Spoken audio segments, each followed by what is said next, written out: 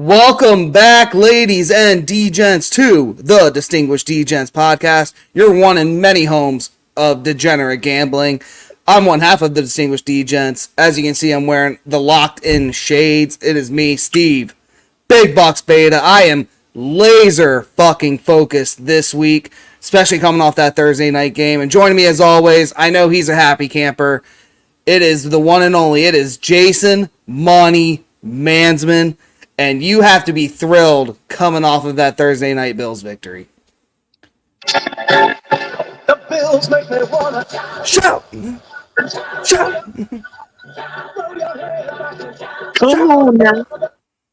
Anyway, that's right, baby. I am fired up. What a way to kick off week 2.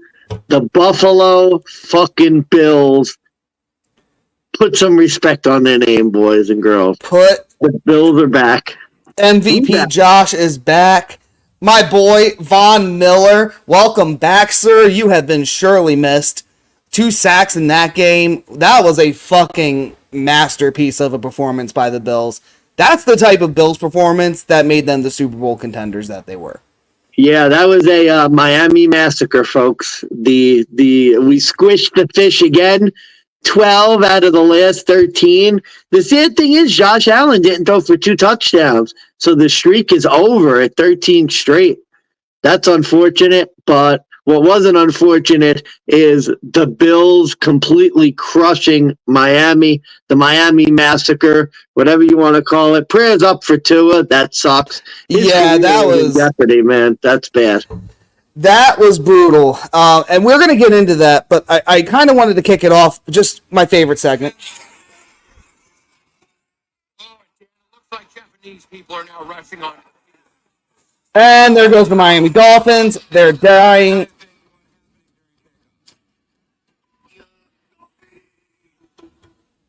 Fuck the Dolphins.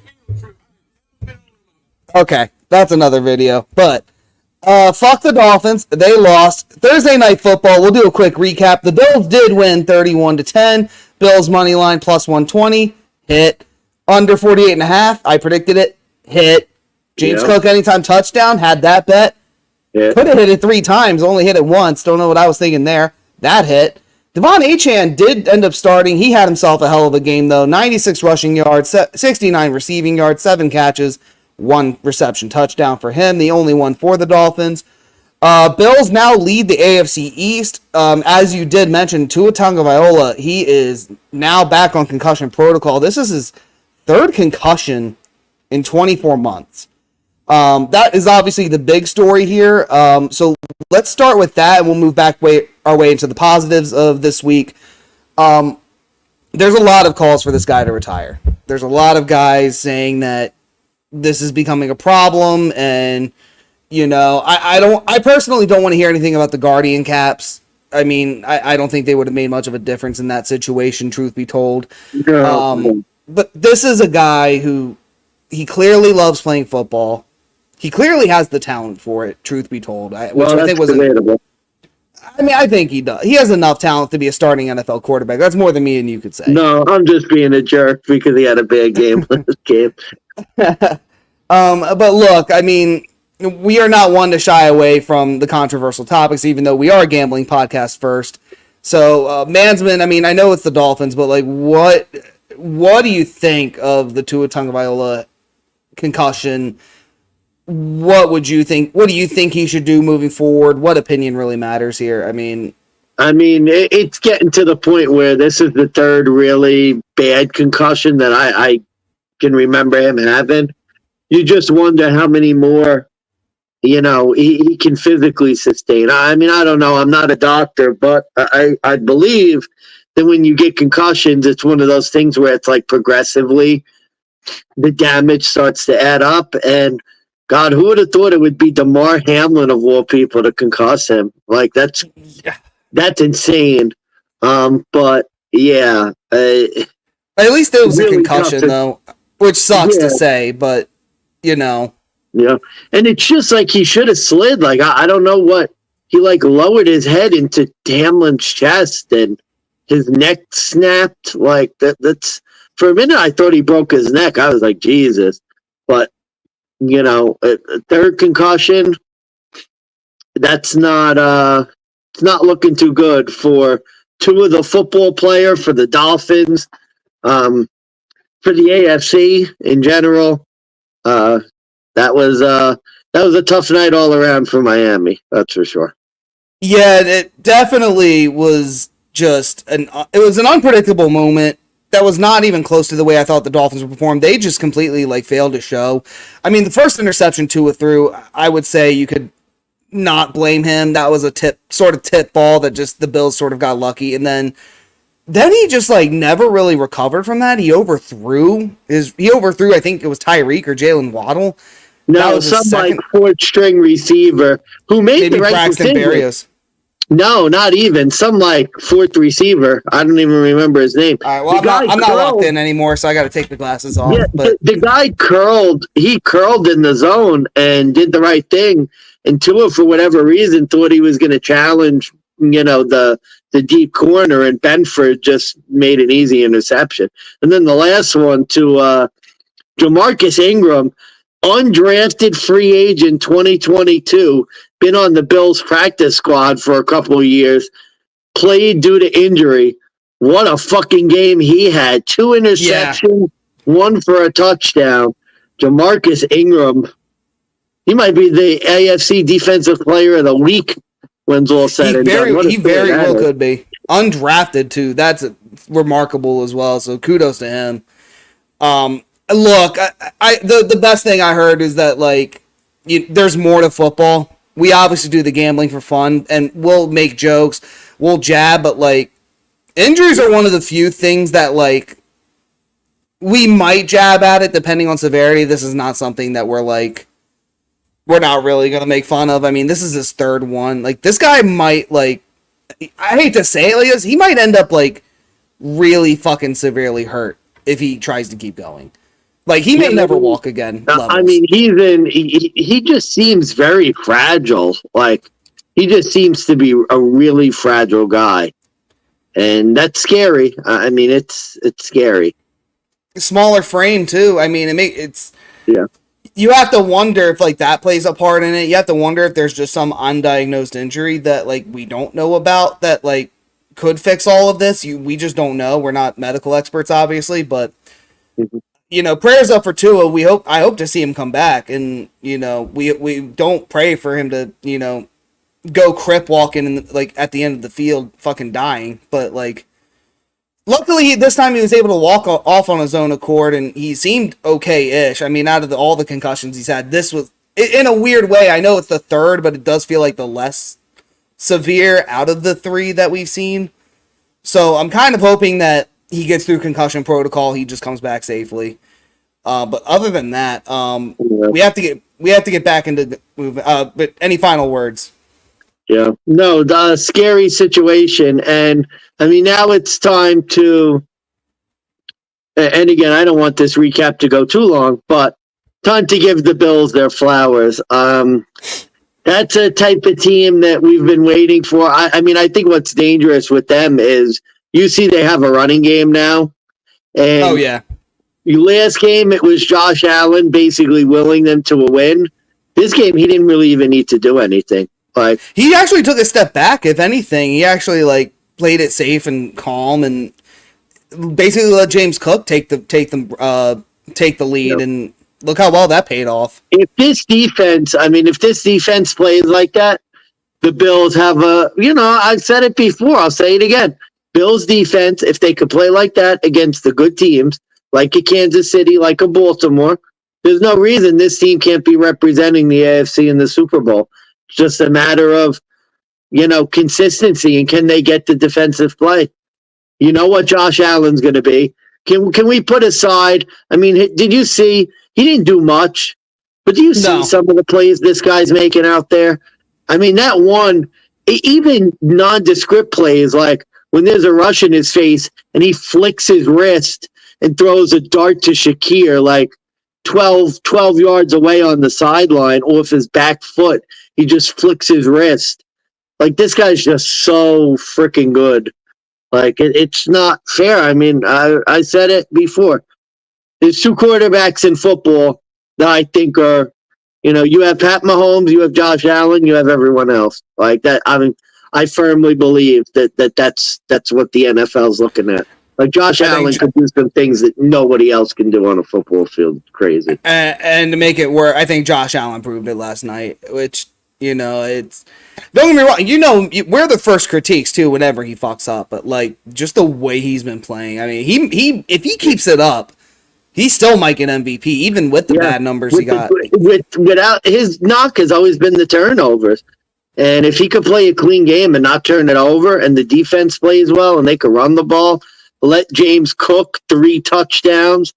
Yeah, this team is scary, and I love all the pundits now. Well, maybe we wrote the Bills off too soon. Yeah, maybe you did. I mean, us included, we faded them in the AFC preview, but I mean, there's still a whole lot of season, but the Dolphins ticket's not looking good right now. Oh, by the way, if you have the Dolphins AFC East champ ticket, rip it up. Like, you could rip it up. They have no chance. I mean, Tua, I doubt he'll play next week.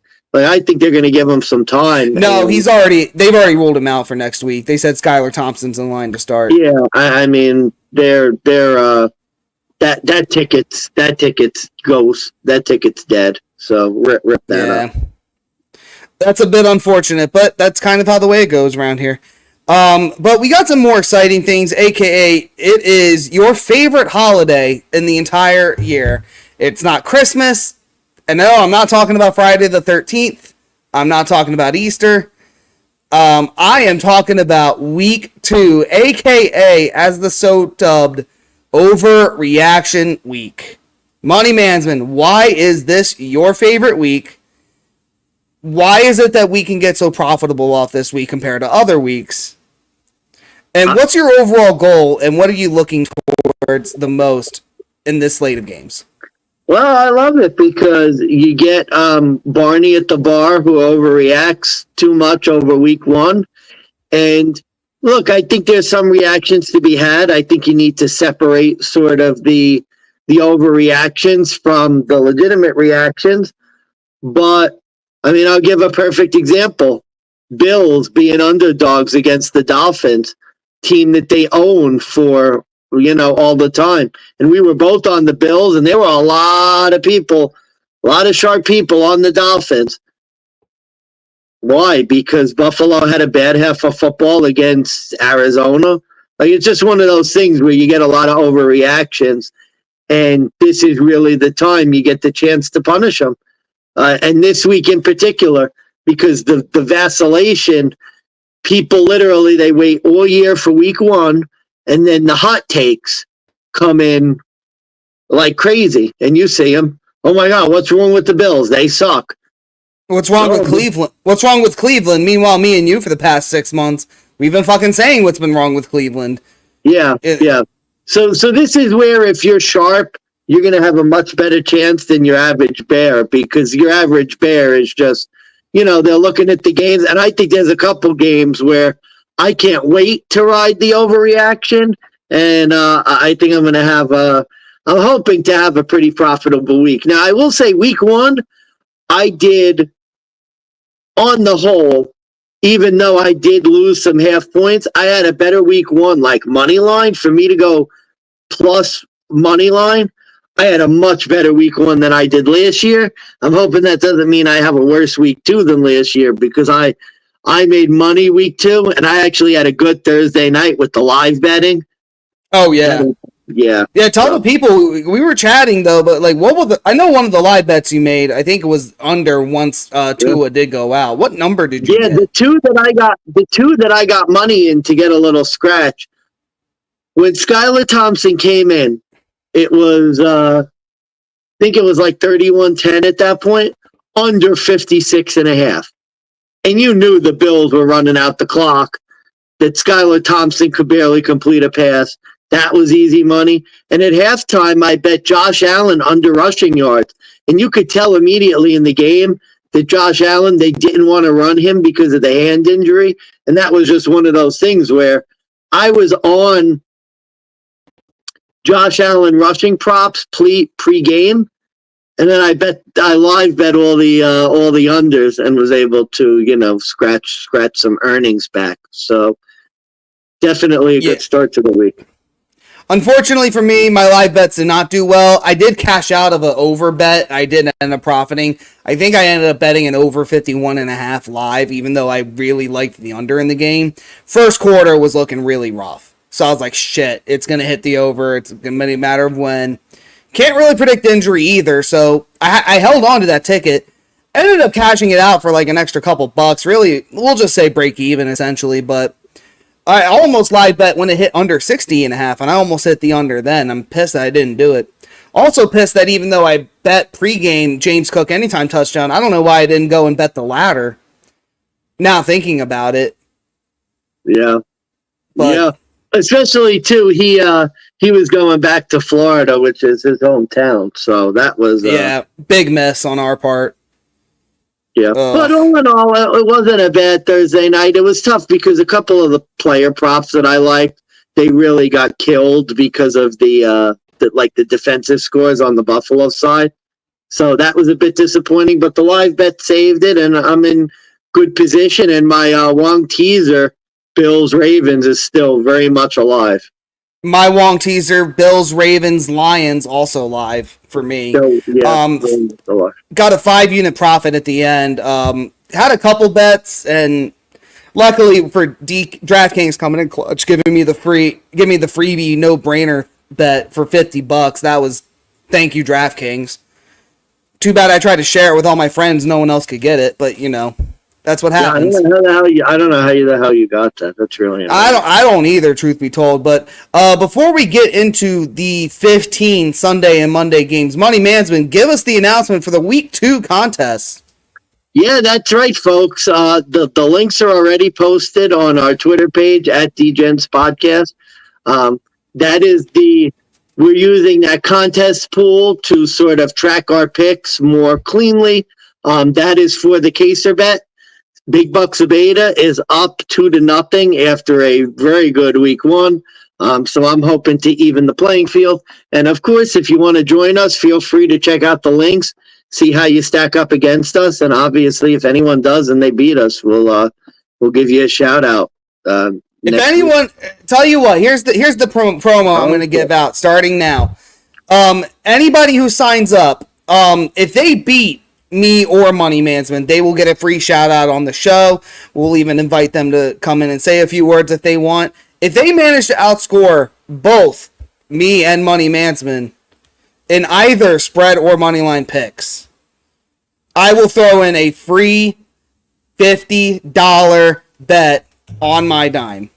Whoa! That is how confident I am. Starting now. Whoa! So I want to get the viewers in. I want to get some healthy competition. Oh shit! Okay, after the show, you got to post that to the Twitter. Holy shit! Oh yeah, this is the real fucking deal, folks. We want you guys. We want the real DeGents to see how they step up. Nut up or shut up. Get in here. Go up against us. Beat us on the spreads. Beat us on the money lines. I will give you any $50 bet that you want. My dime. All right. We'll see. We'll see if anyone's enticed to join this week. But we will see. I forget the viewer's name, but we had someone comment asking for a prize. Last week we didn't have one, but I really wanted to entice them this week. So anybody that beats me and Money Management in the 2 contests, both of them have to beat both me and you, will get a free $50 bet. Shit. All right, man. You heard it here, You heard it here first, folks. Jeez, oh man, Big Bucks living up to the name, L'Chaim. All right, L'Chaim. All right. On that note, here's to you, sir. On to week 2, we go. Let's get it. All right. All odds and lines are through FanDuel. Please shop around. Make sure you check all your local books to get the best number that you want. And if there's a difference in the contest, I will I'll let you know. Yes, and we will notify you if there's contest changes, etc., etc. But with that said, starting off the Sunday slate, we got 9 1:00 games, so we're gonna have to really shuffle through the Sunday ticket to be careful to see what games we want. Might have to get both big screens going all at once. But kicking it off, we have the Dallas Cowboys back at home for their home debut, hosting the New Orleans Saints. The Cowboys are a 6.5-point favorite, minus 280 on the money line. Derek Carr and the Saints, plus 230 road underdog. Over-under is set at 46.5. Money Mansman, I deferred to you on the Thursday night pick, so I'm going to go ahead and go first if that's okay with you. Absolutely. No, please do. Please do. This is a short but simple handicap. Let me get this straight. We can take Dallas at home, 16-2 straight up since 2022, or Derek Carr and the Saints, who are 4-5 straight up, 3-5-1 ATS on the road. They've lost 3 of their last 4 straight up on the road. They're actually coming off their first game in a month of September since 2021. They did not cover a first game in September in 3 years. Again, and they did it against arguably the worst team in the NFL, maybe the worst franchise in NFL history. The one stat going against me, the Saints are 4-1 straight up in ATS in their last 5 as road underdogs. But this is the junk list of who they beat. The misogynist Deshaun Watson, Jalen Hurts, Mac Jones, and Baker Mayfield in the Bucs, which for those of you who aren't aware, that's a flowchart win. The Saints always tend to beat the Bucs, especially on the road. I don't think that stat particularly matters. This is you get Dallas at home, you're getting them under a touchdown. That's the spot you hit. So Dallas minus 6.5 is the play for me. Well, this would also go in my... Oh boy, here we go. We're going to start off firing. Fade of the week, Dallas Cowboys minus 6.5. That's on our contest as well. You are 100% right. I am fading the Saints.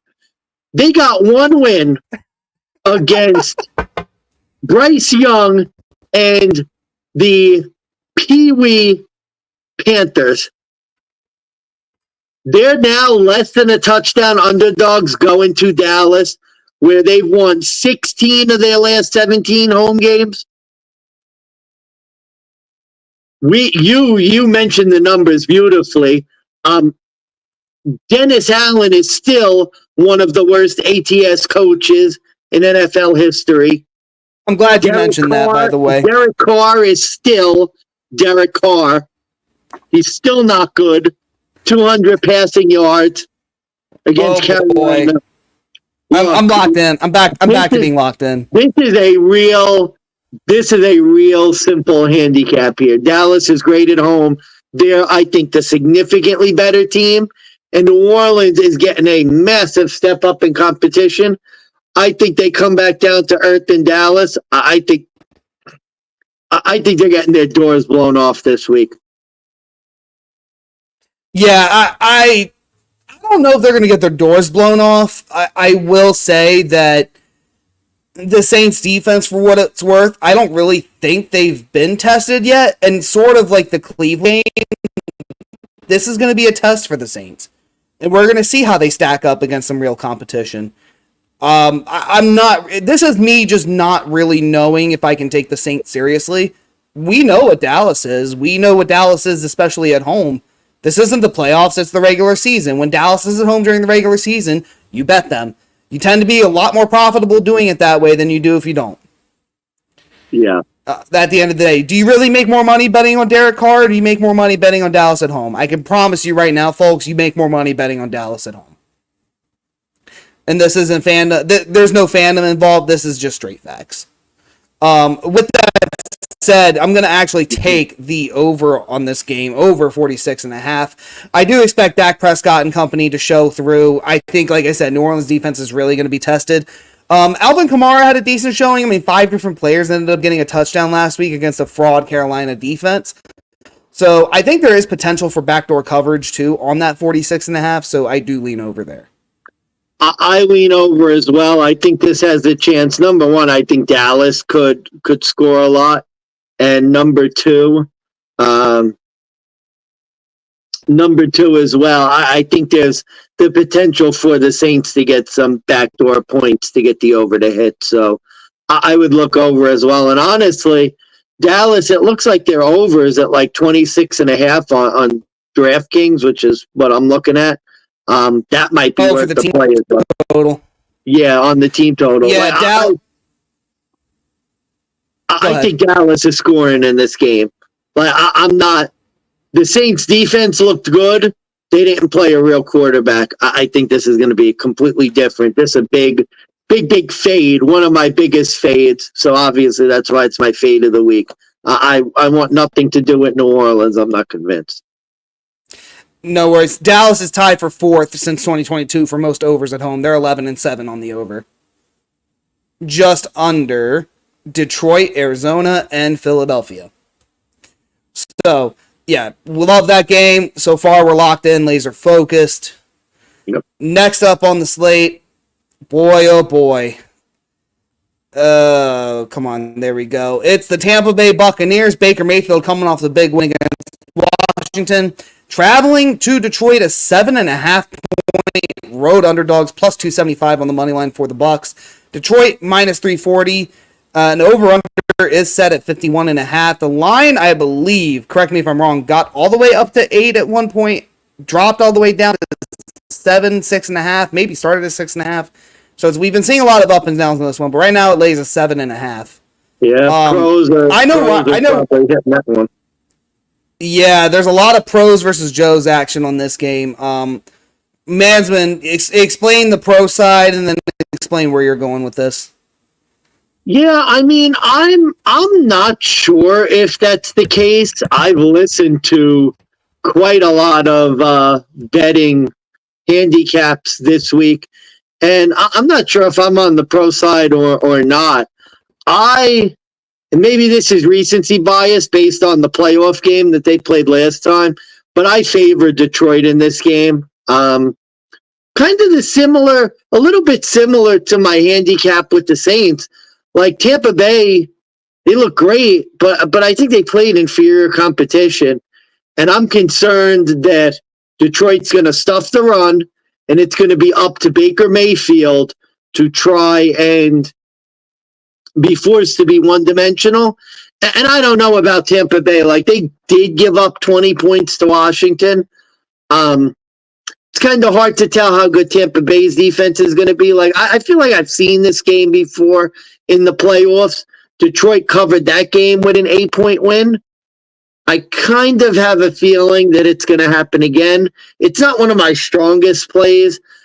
I don't know if I'm on the pro side of this or not, to tell you the truth, because I have heard some pros being on Detroit, leaning their way, thinking that maybe Tampa Bay got lucky because they played Washington in their first game at home, and that this might be a tough bounce back for them. So I'm going to go Detroit here, but not very confident in this play. This is a tough one for me. This was one of the harder ones for sure. Detroit's so good ATS, and just to give a little more statistics to that, they've covered 7 of their last 8 games, won 9 of their last 10 at home. They're a tough out at home, as I learned last week when I bet against them. Yeah, I will say this: if this number does go any higher, if you get 8 plus, you probably should take Tampa. Which sounds really weird when I say I'm actually going to go or I wouldn't say 8. I would say 8.5. If you get 8.5 or higher, take Tampa. I tend to agree with you. Yeah. 8 or lower, I'm actually leaning Detroit. First of all, they played really close the last time they met up, and the Lions would have covered this number anyways. The time they met before that, when they were actually, I think, in Tampa, they blew the brakes off of them. I think it was like a 20-6 boring-ass game. And not to mention, like you said, the Bucs are coming off this big win at home against a really bad Commanders team. Now you're going on the road to Detroit, the best ATS team since last season, coming off of an overtime win against the Rams. Comeback win, too, at that. Now, Tampa is 7-2 ATS as road underdogs. They're only 4-5 straight up, though. So my problem with the Tampa side of this is, like, the only play with this is, like, you know, normally when you take an underdog, you have to have, like, at least a 50% chance in thinking that they're going to win it outright to feel like it should be a good bet. And if I'm getting less than that, and I'm just essentially betting how much they're going to lose by, I don't know if I want to play that game with the Tampa Bay Bucks, who, let's be honest, I don't really think they've been proven yet. This is a step-up match for them. Baker Mayfield is coming off essentially of a perfect game. Is this the Baker Mayfield come back to earth game? And I really think it is, considering he's going to go up against Aiden Hutchinson, and this Detroit defense. And it's going to be more defensive around this time, I think. I think Baker is going to tend to struggle. I think the Lions, if they get a good lead, they game manage. They drain the clock more than they try to run up the score. So 51.5, I know that I got sort of lucky on the Thursday night game making it an underplay. This is going to be my under of the week. It's really risky because Detroit is actually a very high over stadium. And Tampa Bay on the road, too. Tampa is 7-4 as a road underdog since 2022 on the over. But I just think 51.5 is incredibly high for a Tampa team that's going to have to actually go up against a real defense. They stop the run and put pressure on Baker. I don't know how he's going to handle that well. I've seen it twice now, and I know the playoffs was sort of like an exception toward kind of game. But in the regular season, I think that's more realistic to what we're going to get. Yeah. And no offense, the Lions didn't look good either. I remember that regular season game. I think I was on Detroit for that regular season game, but hit like all the overs and completely got squished because they stopped them. There was an interesting prop play. I want to get your opinion. I heard this on one of the shows. Rashad White under, and now on drifting, it's 44.5 at minus 125. I know the number is low, but they were talking about how last week the backup running back for Tampa had like 7 yards a carry, and considering this game that they might be down. And so I'm wondering what you think about Rashad White under as a potential sort of correlated play with Detroit. I don't hate it. I think the question is, do you think he's losing the RB1 slot? Because if you think that's the case, then under the rushing yards makes sense. Yeah. I wouldn't... You need to have Detroit in command of the game and Tampa being forced to throw the football. If it were me personally, what I would potentially play it as, and I'm trying to pull up his stats from the last game to see what his reception yards were. That could be a play too. Yeah, that could be a play too. Well, I'm thinking if you really want to get cute, do under rushing, but maybe over receiving, because it seems like Rashad White's the third down catching back. The other guy's going to be the bell cow back. Yeah. You could also do if you think that he's not going to get that much in total, rush receiving yards over under 71.5. So you could have some more to play around with. I don't know if I like that one as much. I think I would stick to the rushing. Yeah, just interesting. I don't know if I'm going to end up playing it, but just something to take a look at. Throw it out on the Twitter if you end up playing it. I want to see what odds you get and see whether... In fact, folks, if you do end up watching this video, comment whether you think that bet's going to hit or not. But moving on, we got another 1 o'clock game. We still got 7 more to go. Holy hell. We're moving at a good pace, though, so let's keep it going. Oh, yeah, we got to keep it going. Jacksonville, going back, I don't even think it's 100 miles back north. They're going home, and they are hosting the Cleveland Browns and the misogynist himself, Deshaun Watson. They are laying 3 at home. Jacksonville is a minus 160 favorite. Cleveland, a plus 180 underdog, I want to say. Of course, FanDuel just decides to shit on me as I fucking try to pull it up. But, I'll double check real quick. Sorry, Cleveland's a plus 138. Jacksonville is a minus 164. So I did at least have that first one right. Okay. Yeah, look, it's my turn and all. And all I'm going to say is... I know it's week 2. I know it's overreaction week. I know we shouldn't overreact to anything that happened in week 1. I don't care. I'm a officially declaring the first of a couple auto fades on my list this year. Oh, Jesus. Auto fade the Cleveland Browns until further notice or until the scumbag of a human being known as Deshaun Watson is no longer quarterback. I'm going to make this handicap in other games too, by the way. Here's the difference, though. I'm going to ignore the logical trends here that says I should probably take Cleveland. Trevor Lawrence is shit against the AFC North. He's only 2-4 straight up, 3-3 ATS. He's lost and failed to cover 3 straight. Watson, on the other hand, has actually won 2 straight AFC road games. Browns, though, this is their road opener. 3-15 in the last 18. And like I said last week when Cleveland played Dallas at home, I basically said this is going to be real competition for Cleveland. There's going to be no excuses. Deshaun has to step up. We have to see what this team really is. And can they stack up to a team like the Dallas Cowboys, who, let's be honest, they're not really, in my opinion, Super Bowl contenders. They're just playoff gatekeepers at this point. Can you beat a playoff gatekeeper? Jacksonville, honestly, I know they didn't make it last year due to injuries and whatnot, but they still finished 9-8. So now Cleveland, can you just beat a 500 team? I don't think they can under Deshaun Watson. I just think this guy does not want to play football anymore. I don't think this guy really had this. I think he really is a product of the Bill O'Brien system. And then now that he's in literally anything else, his true colors are just starting to show. They were a massive disappointment at home. They're going to be an even bigger disappointment on the road. I mean, you remember last year, Cleveland at home, you bet them. Cleveland on the road, you fade them. I'm just going to fade Cleveland. I mean, I saw what they did at home. I don't think they're going to do any better on the road.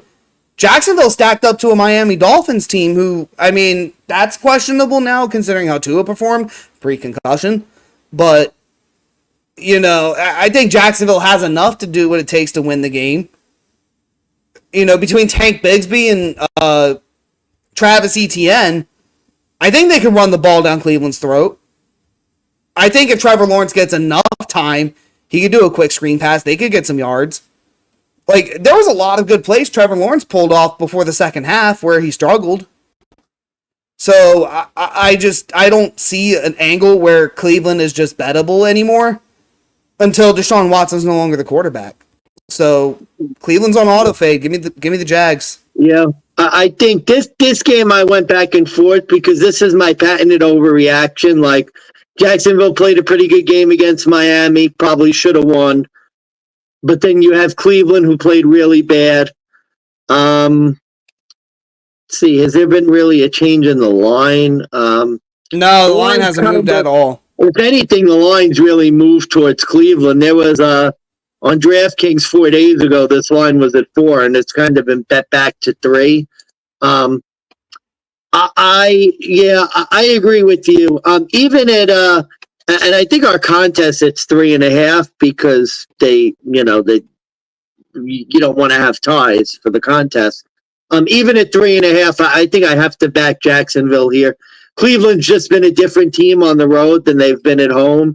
And if you remember, Trevor Lawrence has actually played better football at home. If you remember, like before the injury, he was a better home quarterback than road quarterback. So I want to support Jacksonville at home. I'm looking to fade the Browns on the road. And even though the Browns did not play very well, I think Jacksonville, they probably feel like they should have won last week. I think they're going to get it done this week. Yeah, I think Jacksonville ends up getting a 1-1 start. Keep it reasonable. And look, there's overreactions to both sides. True, and that's the problem with these kinds of games where the overreaction was, wow, Jacksonville looked really good against Miami, and we thought Miami would be the division winners. And they went toe-to-toe, and literally they just struggled at the end. But if he gets it together, they're unstoppable. And then you had the Cleveland side where it was like, what the fuck's wrong with Watson? And I thought about that overreaction. I thought about taking the Cleveland angle and being like, well, what's the positive? Then there was none. And if anything, more negatives about the negative news surrounding Deshaun Watson coming out I don't know how that doesn't affect the locker room. I don't know how that doesn't affect him.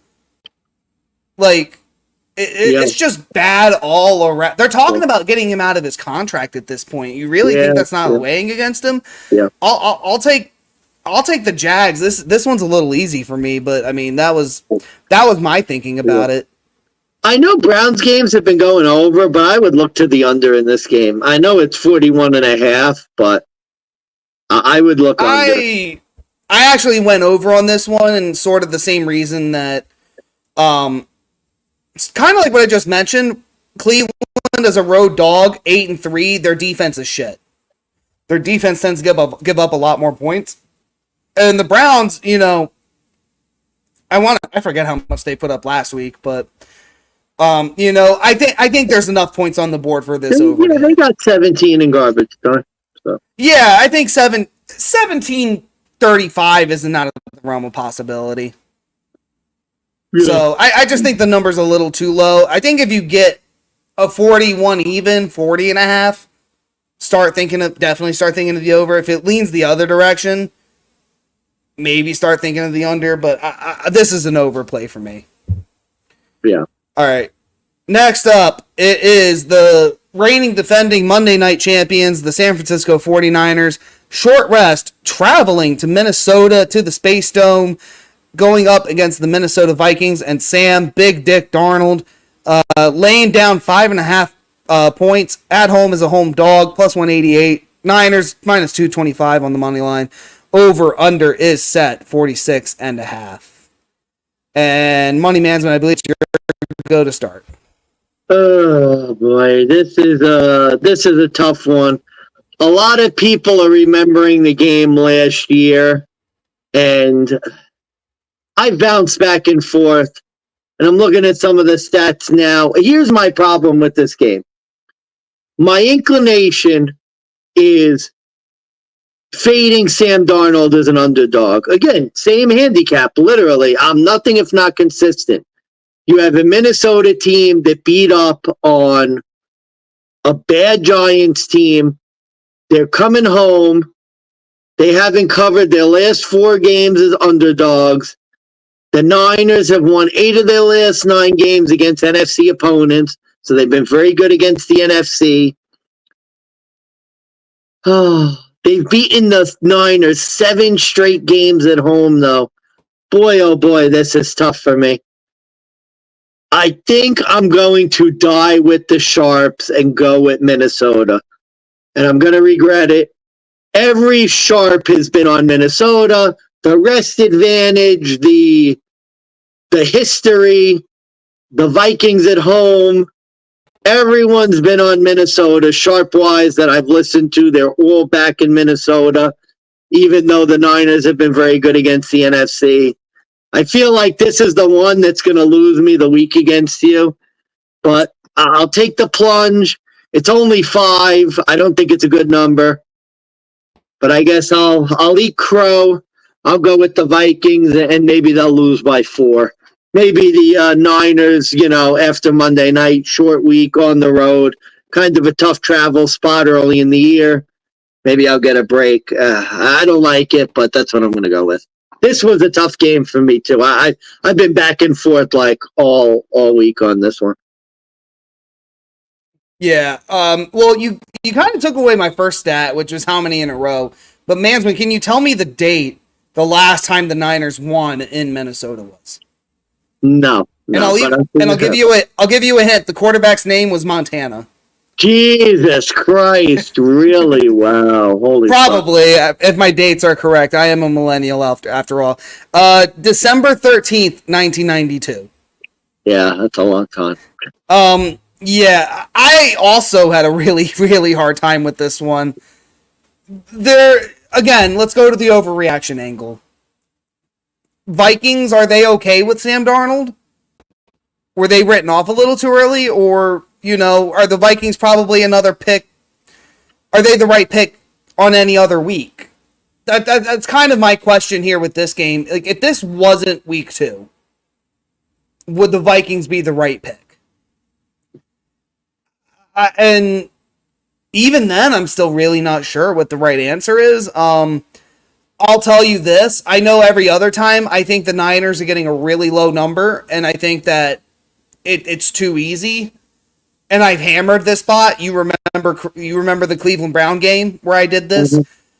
You remember when I did this the last time with the Vikings, and I said this number was too easy. I'm hammering the Niners Monday night against Kirk Cousins. Got my fucking feet swept under me on that game. I can't do it this time.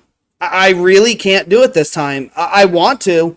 I don't think Sam Darnold's as good of a quarterback as Kirk Cousins. I'd maybe put them on the same level on a good day, but the overreaction here, if you really think about it, is that we're all saying that the Niners are the number one threat in the NFC again. In reality, they beat the New Jersey Jets. Yeah. Like that's not really something to write home about. You beat up an old man Aaron Rodgers, probably high on ayahuasca half the time, who quit like 3/4 of the way into the fourth quarter. Yeah.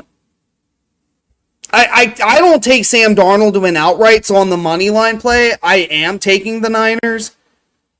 But plus, it's gross, and I'm scared that like this was also going to cost me. But considering we're on the same side now, I'm more confident that if we're going to side with the Sharps, we'll die all together. Vikes plus 5.5 is the play. Yeah. All right. Well, we'll die with the Sharps, and in our contest, it is. Let me just make sure. Where's our contest? It is. Where the hell is it? 5.5 on the contest as well.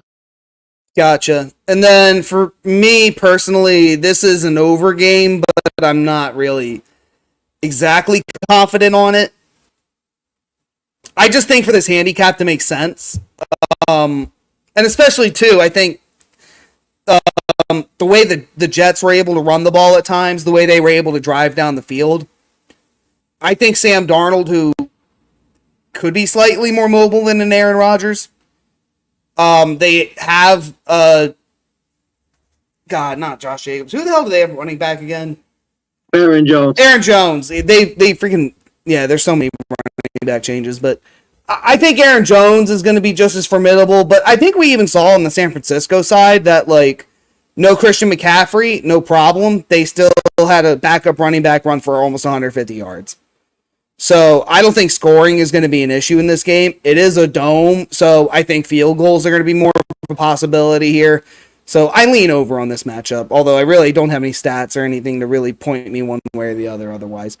I was going to say Minnesota is a home dog, 2-3. Like I said, numbers don't really help me here. Yeah. No, this is a tough one. Even the over-under, I don't know.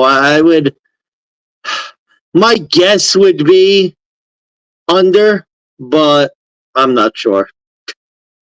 Yeah, I mean, Niners after a win since 2022, they're 19-10 on the over, so. Yeah, it's just hard to really see us winning if San Francisco scores a lot. I don't see the Vikings getting like 27 to win this game. So no, if the Vikings win, it's gonna. The problem is that the Vikings win, it's gonna be like a 20-21, 23-20, and it's gonna barely just hit the under. But I think it's gonna be like a 27-23, 27-24, or I mean that wouldn't cover it, but maybe 30-20. Yeah. Where it's like 30-17 by the end of the game, they kick a field goal to make it. I don't know. But. Yeah. Well, the Bills showed me you ignore the flow chart at your own risk. Like. Yeah. I don't want to be the donkey who ignores the flow chart and loses for the 10th straight time in Minnesota. You know what I mean? So. The flow charts are there as a tool. There's a game coming up we'll talk about where there is a significant flow chart rule, but you live and die by the flow chart. Oh, you better be careful. If that's the game you're talking about, you better be careful. That could be our first incinerator bet of the year. Speaking of, here we go. It is the first non-conference road game on the card. It is the Los Angeles Chargers traveling as 4.5-point road favorites Whoa, went they're down down. to 4.5. Oh my god. Yeah, started at 6.5, dropped to 4.5, minus 240 for the Chargers. Traveling to Carolina and Bryce Young in their home debut, they're plus 198 home underdogs. The over-under is now 38.5 points. Boy, oh boy, Money Mansman. This could be the shit game of the week, and not just because it's Carolina, but also because it's Jim Harbaugh. On the road after a shit win. I mean, their defense played well. I can't make this any of my best bets by any means. I have a very historically bad take for a historically bad team. This is just the trappiest of all trap games I think I've ever seen. Oh my god, are you going with Carolina? Look, I got to talk myself through this because this is the game I've been flip flopping on. I changed it 4 times on my sheet. Look, the Chargers got a real ugly win at home against the Raiders team by running the ball down their throat. They almost lost that game because Antonio Pierce lost his balls and decided to punt the ball with 2 minutes to go. And now they're getting what should be a significant downgrade in competition in the Panthers, but why am I going to go and drink the Chargers Kool-Aid now? Why are the Chargers such a good play here other than the fact that Carolina is historically that bad? Like, other than that reasoning, is the Chargers a good bet? As a non-conference road favorite. And don't get me wrong, the Panthers are, in general, a really bad bet. They are the least profitable team since Bryce Young joined. Yep. Haven't covered and the Chargers 5 home openers. Nope. And the Chargers, they've struggled with Justin Herbert, against the NFC South specifically. He's only 2-3 straight up against them in his career. 2-0 ATS is straight up as a favorite, but guess who that team was? It wasn't Carolina. It was the Atlanta Falcons. Well, and that was a 2.5 and a 1 point favorite. Also, flow chart, 7 games the Chargers have played in Carolina. They are 1-6 in those games. That is true. I do not like that history. I do not know if I like betting on Carolina either. Look, this is a running joke. Even the guys on the podcast will joke. The Favorites podcast through the Action Network, they are like ride or die with Carolina for whatever reason, and they get so much shit for it, especially from the actual sharps. There's other sharps though besides them that are actually like on the side of Carolina here. This is the Close Your Eyes special too, by the way. Yeah, so for those of you who do not know what a Close Your Eyes special is, dubbed by the SGPN podcast, I'm going to shout them out as well. I have to give them credits due. That is, if you underperform the spread of the previous week by 21 points or more, and then you are you're catching points the next week, you are a Close Your Eyes special, which means you close your eyes, you bet the team. It is ugly, it's horrendous, but you do it. The idea is that I think it's over 60% since they've been keeping track. Yeah, it's like 63, 64%, something like that. God, even with the Close Your Eyes special, at 6.5, I would have done it. At 4.5, this is a no bet for me, but I have to play a contest play. For the DeGents, one time, give me the Chargers. I can't bet on Bryce Young. By the way, to make it hard for you, on our contest, it's 6.5. Oh, no. Oh, no. Making it hard. Oh, baby. Oh, boy. All right, 6.5. Oh, God damn it. Oh, yeah. Let's go, Carolina. Oh, Jesus. Carolina plus 6.5. Chargers minus 4.5. Yeah, I'm going to be cute. I'm going to be cute and try to middle. I actually think I have an actual bet with Chargers minus 6, I think. Oh, my God. That's not good. Yeah, From what I saw from this Chargers team last week, that's more than enough to deal with Carolina. I'm not trying to overreact. To me, I don't feel like it's an overreaction because I thought Carolina was shit anyway. Like, I didn't think they were good. And to me, the Chargers put forward not a great performance, but a professional performance. And me, as part of the parlay I have with the Chargers, I also have J.K. Dobbins, I think like 50-plus rushing yards. Like, I think this is a run-first game. I think the Chargers are going to bully Carolina, run the football. And if that Chargers defense, I mean, I saw them against the Raiders, who I think is better than Carolina.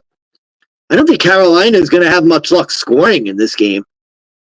I think Harbaugh is going to put forward a professional performance, and I think a professional performance is what you're going to need to win this game. And I think the Chargers are going to win fairly easily. I think they're the better team. I'm not saying Chargers are a playoff team. I bet against it. I think when they start playing different competition, it's going to hit them. But this game, I think Carolina is really bad. I think the Chargers defense is going to have their way with Fields, and I think they're going to run the ball down their throat. So it's easy as that. God, I'm tempting myself to see if I want to go up. I want to go heads up with you on the 6.5. No, you flip flop too much. I don't know if I think we could save Cine for something better. All right, I get where you're coming from. Like, I get it. It's just me. Like, I can't bet Carolina at this point based on what I saw week 1 and what I expected them to be. They are who we thought they were, and it's not good. Yeah. Your hope for this game is that Bryce Young is out by halftime and Andy Dalton's playing. But that's a futures handicap. That's not like a game time handicap. Well, yeah, that's my problem. That's my problem. That's what I think. How does Carolina cover? Andy Dalton plays the second half, and they get a backdoor and lose by like 5. That's what I got. That's what I got with this game right now.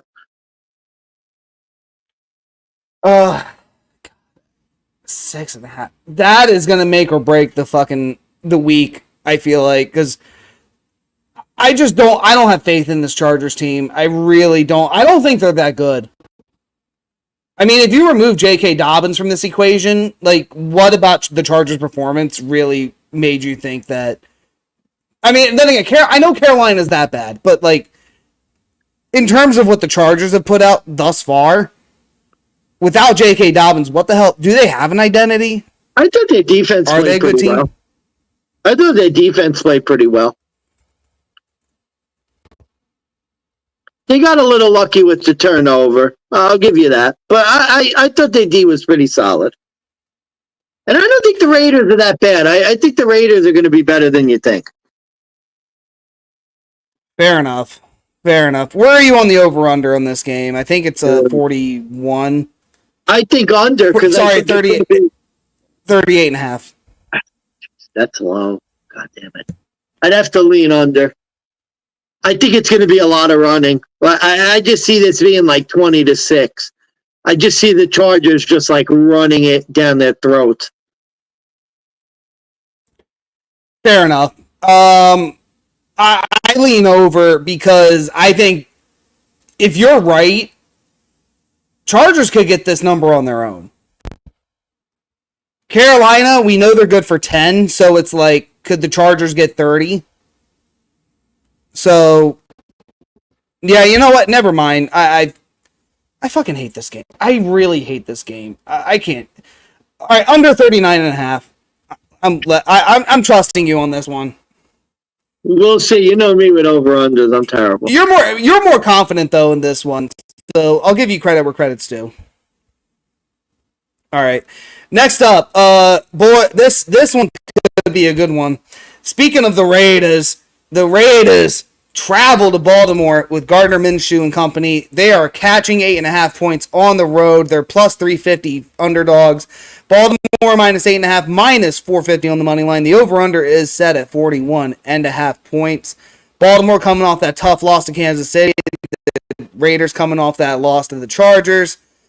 And is it your turn to go first, I believe? It is. Yes. I don't remember. I think it's your turn. So this is another tough one because the line's currently at 8.5. Our contest is 9.5. Oh, boy. Oh, man. Well, the Ravens are really good at home. They're great following a loss. They've won 11 straight as favorites following a loss. Raiders, on the other hand, have lost 7 of their last 8 road games.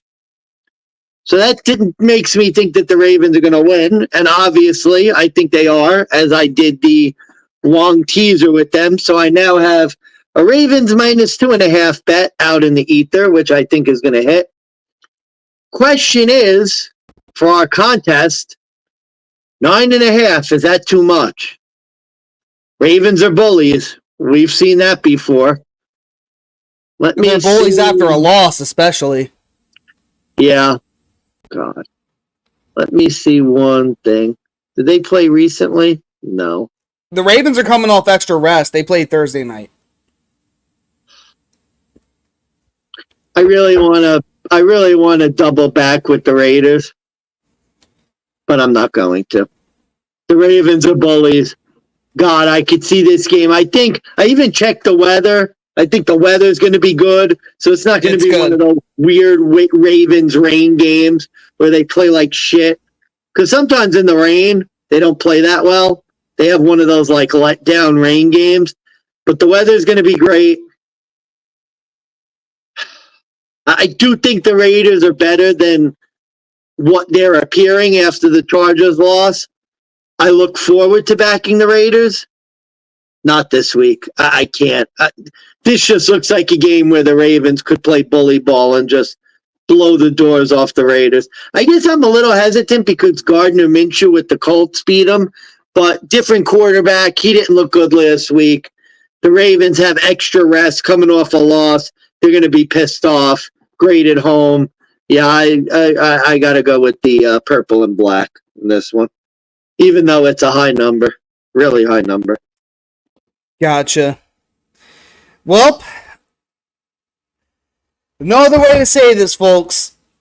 Best bet on the card, favorite of the week, Baltimore minus 8.5 here.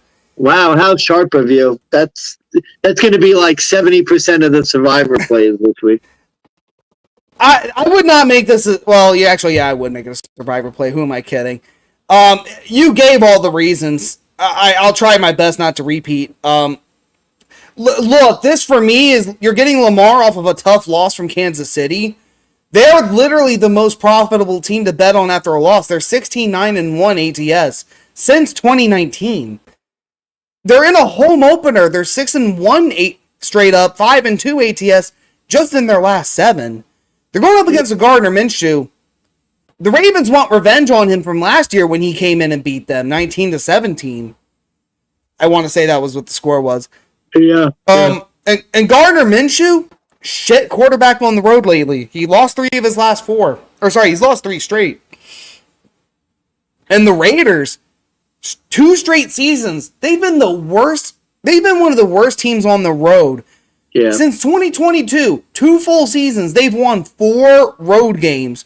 They've only gone 7-11 ATS. They've only won in Baltimore once in their franchise history. Once. And I know none of that has anything to do with the 8.5. Here's my handicap on that. Remember last year, Jason, when the Raiders were going in off a tough loss against another team that was an AFC competitor, coming off a tough loss? Monday Night Football, they lost to the Jets, and it was the Buffalo Bills, and everybody was saying, could the Bills cover this number? Are the Bills really good? And then the Bills proceeded to wipe the fucking floor with them and beat their ass like it was nothing. Now, I will say, that was with Jimmy Garoppolo at quarterback. This is Gardner Minshew. Is there really a difference here? Yeah, Does that change my fucking handicap? I don't think so. No, not for me. I don't think he's that much of a difference maker at quarterback. I think he's on the same level as Jimmy Garoppolo, truth be told. And think of it this way, too. If the Chargers really weren't, who I didn't think were really that great last week, the Chargers last week would have covered this number. The Ravens are a far superior team here. I have no faith in the Raiders right now to even win this game. I have no faith that they're even going to come close to covering this. And this is going to be Baltimore bully ball for 4 straight quarters in their home debut. Everything is just pointing towards Baltimore. All signs point to Baltimore. Take Baltimore minus 8.5. I think you Big number. me. I think you convinced me on one of my entries to do Baltimore Survivor. I know everyone's going to do it, but maybe I don't overthink it. If not now, when? That's the question. Yeah, maybe I don't overthink it. I'm not going to do both entries on them just in case. I'm really tempted to do an entry on the Chargers, but I don't know. I wouldn't. I wouldn't do the Chargers, but Baltimore is a safer play, I think. Yeah, I think I'm going to do one Baltimore. All right, and then with that said, Baltimore losing. Yeah, Baltimore's not again. Reverse correlation. If Baltimore's not losing, the question is, do they cover? Do you really want to bet on a Raiders team to lose by 8? Yeah, I like you said, Baltimore's such a bully. They'll literally put up a 40 spot. Like, yeah, that's why I'm not even. This doesn't concern me, and this is why it's my best bet. Raiders are not going to put up a strong performance here. The Baltimore Ravens will. With that said, I have over on this game, over 41.5, the number. I mean, I know the question is, will Gardner Minshew be able to do anything? But I think, like you said, Zamir White, he'll throw up, I think, a better performance this time around. Devontae Adams, I think he could get deep for 1. But Baltimore could put up a 40 burger on their own. I think I would say under 50, but over 41. That's my take. Ravens team totals right around 24.5. Oh my God, that's it? That's it, yeah. Give me a second. 24.5. Is that going to be a live bet? This is going to be a live in-studio bet. We are going Ravens over 24.5. Yeah, Jesus Christ, the contest is 9.5. I mean, it doesn't matter to me. I'm still taking them minus 9.5. I don't know if there's a number really high enough for me to think over about. 10, I might, but they're probably going to win by 3 touchdowns. I just have a feeling that the Ravens they're pissed off. They lost by a toe. This Raiders team that's terrible on the road going to Baltimore, not what you want. What was your number again? What, for the team total? Yeah. 24.5 minus 112. Where's that at? DK. DK, of course. Let me check. What do you have on FanDuel? 25.5? I was actually checking Fanatics, but I'm gonna check. Yeah, I know. Guys, like we said, with live betting, check your books because you could get better numbers, you could get worse numbers for the same goddamn 9. No, and that Ravens game too is the type of game where you make like a late underplay when the game's over, and they literally just run the clock out. That could be another late underplay. Well, you gotta be careful because the Ravens are bullies. Looks like I'm putting money back on the DraftKings account because FanDuel has 25.5 minus 114. Ouch. Yep. All right, so I got nothing else for that game. That is my best bet. Mansman, you ready to move on? Yeah, let's do it. Let's move it. All right. Moving on. It's the Seattle Seahawks coming off the win against my Denver Broncos. They are now 3.5-point non-conference road favorites against the New England Patriots coming off the win against Cincinnati. They're catching 3.5 at home, plus 152 on the money line. Seattle's minus 180. Over under 38.5 points. This is you this time. I'm curious to hear. I gotta say, this is kind of unfair for the contest because I've been all over the place with this game. I have no idea what I want to do with this one. No clue. Here's what I did. Because this is the easiest game to overthink. Like, out of all, I know we've been saying that all week, or not all week. I know we've been saying that all episode. This is the easiest game you can overthink. Look, the Pats beat the Bengals. The Seahawks looked like dog shit against the Denver Broncos in one half of football. And then they actually remembered how to play defense. They remembered how to outcoach. They got a victory. Yeah. Now all of a sudden, they're a non-conference road favorite. Normally you think this is a spot you hammer the Patriots, and then like you remember it's the Patriots. Yeah. I'm leaning more that the Seahawks actually shockingly squeak this one out. Road favorite. Geno Smith is a road favorite. 4-0 straight up, but only 1-2-1 ATS. But against AFC teams on the road, 1-4 straight up and 1-3-1 ATS. Oof. But here's the thing. Look at the teams they played. Resume says everything. Geno went up against the Chiefs, the Ravens, the Bengals back in 2023, I want to say. Yeah, and the Titans, when the Titans were at home as home underdogs. The Patriots, on the other hand, 1-10 straight up as home underdogs since 2021. 2-8-1 ATS in that same span. Well, how about them against the NFC? 2-8 straight up, 3-7 ATS against the NFC. I know there's no such thing as a lucky win. Everything went wrong for Cincinnati last week. The Patriots barely won with how good of a performance Ramondre Stevenson had. I think if you remove that equation, the Patriots are losing somehow. You remove the fucking goal line fumble, they get that touchdown, they still lose. The Seahawks rush defense stopped Denver dead in its tracks. And they forced Bo Nix to throw, and he was a rookie quarterback in his first game, and he struggled, as one would normally do. I think they literally do this again here, and it's not a rookie quarterback, it's Jacoby Brissett. I understand that, but Geno lost to 3 really good AFC teams, and the Titans, the Patriots just constantly lose at home in this type of a spot. And they've been very bad following a win. 7 straight losses following a win.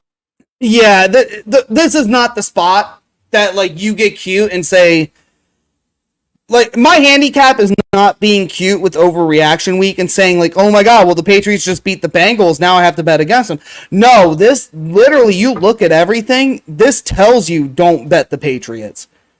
Whether it was week 1 or not, it's just, literally, the spot is no good for the Patriots. This is and trust me, I wanted an angle to bet the Patriots. I really did. I did not want to bet on the Seahawks. I do not like betting non-conference road favorites by any stretch of the imagination.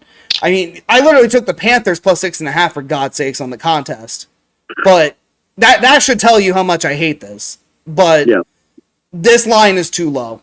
Seahawks all the way. Here's what I'm going to say with this one. This is the sharp play I've been hearing a lot. New England kind of maybe won their Super Bowl, winning week 1 as a big underdog. This could be a flat spot. At home, after a win, flat spot. I think Seattle's the more talented team. This could be a flat spot for them. I think not with a great amount of confidence, but I was leaning Seattle, and, you know, I agree with you. I think Seattle's the way to go. You can get -3 on Fanatics, just so you know. Yeah. So, I mean, like I said, I mean, honestly, I know we're handicapping at 3.5. I have no issues with it, but the fact I can get 3, that's a bigger lock. Definitely get a 3 because that could be big. That could be the difference maker. Or play Seahawks money line and just win, because I don't think New England's going to win. I can't imagine New England being 2-0. So, yeah. No, I can't either. All right, introduce. So- I'm just going to go off camera for a minute, but you could go and introduce the next one. Oh, damn, I got to go twice in a row. All right, that's fine. No, just introduce Okay. the next one. I'll be right back. All right, fair enough. Well, God, of course it's the game I don't have much for. But next up, it's we got the Indianapolis Colts and Anthony Richardson. They're coming off that tough loss against the Houston Texans last week. They are 3-point road favorites now, traveling all the way up to Green Bay. They're a non-conference road favorite as well. Green Bay catching 3, plus 132 on the money line. The over-under is now set at 40.5. Oh, and by the way, folks, we didn't give an over-under pick for the Seattle-New England game. Under 38.5 is my play here. Seattle did struggle a lot in that first half, and the Patriots defense, I think, is up to par. I know there was a lot of questions with that. But I just don't think Seattle really has to score a lot in this game, and I think Jacoby Brissett is going to struggle more because, like I said, I think Seattle could put up a similar type of defensive scheme where they could force Jacoby to throw, and I don't know if he still has it in him, so under 38.5 is my play here. Now on to Indy and Green Bay. Like I said, here's my handicap, and it's all but 3 sentences. Do I believe in Malik Willis? If so, bet the Packers. Do I not believe in Malik Willis? Bet the Colts. I don't believe in Malik Willis. I'm betting the Colts. Well, short, sweet, and to the point. There you go. Yeah. I can give some more reasons why you may want to bet the Colts. Oh, I had more reasons. This is my last sentence. Malik Willis, 10 times he's been sacked. He's thrown for 234 yards in 3 total starts, 3 picks, and no touchdown passes. Well, that'll do it. That will do it. That will do it. Indianapolis, they've been very good against the NFC North. They've covered 8 straight, and they've also been good as favorites. 6 straight wins as favorites now. Malik Willis is terrible. I know the Packers pretty decent and pretty decent ATS team as well, but I have no hopes for them without Love. I think you know my feelings about Malik Willis. He is not a good quarterback by any means, any stretch of the imagination. I might be looking towards the overs on the Josh Jacobs props because Indianapolis did struggle against the run last week, so that might be an area of success for the Packers. But I have absolutely no faith in this Packers team to really do anything. I think this is set up for an Indianapolis bounce back win, and I think Indy's going to get it done. Fair enough. Yeah, I really didn't have too much for this game. This was the last game I could handicap, and I was like, oh yeah, Malik Willis. That's all I need to know. It's not much more to take away from it. All right, last 1 o'clock game. Holy hell, 9 1 p.m. games. The I apologize, I fucked that up. The New Jersey Jets are traveling to the Tennessee Titans as 3.5 point. 1 o'clock game. There's still one other one left. There is? The other New Jersey team. Oh, that's right. I apologize. That's my bad, folks. The New Jersey Jets are traveling to the Tennessee Titans as minus 196, 3.5 point road favorites, coming off a loss to San Francisco. Tennessee catching 3.5 at home, plus 164, over under 41.5.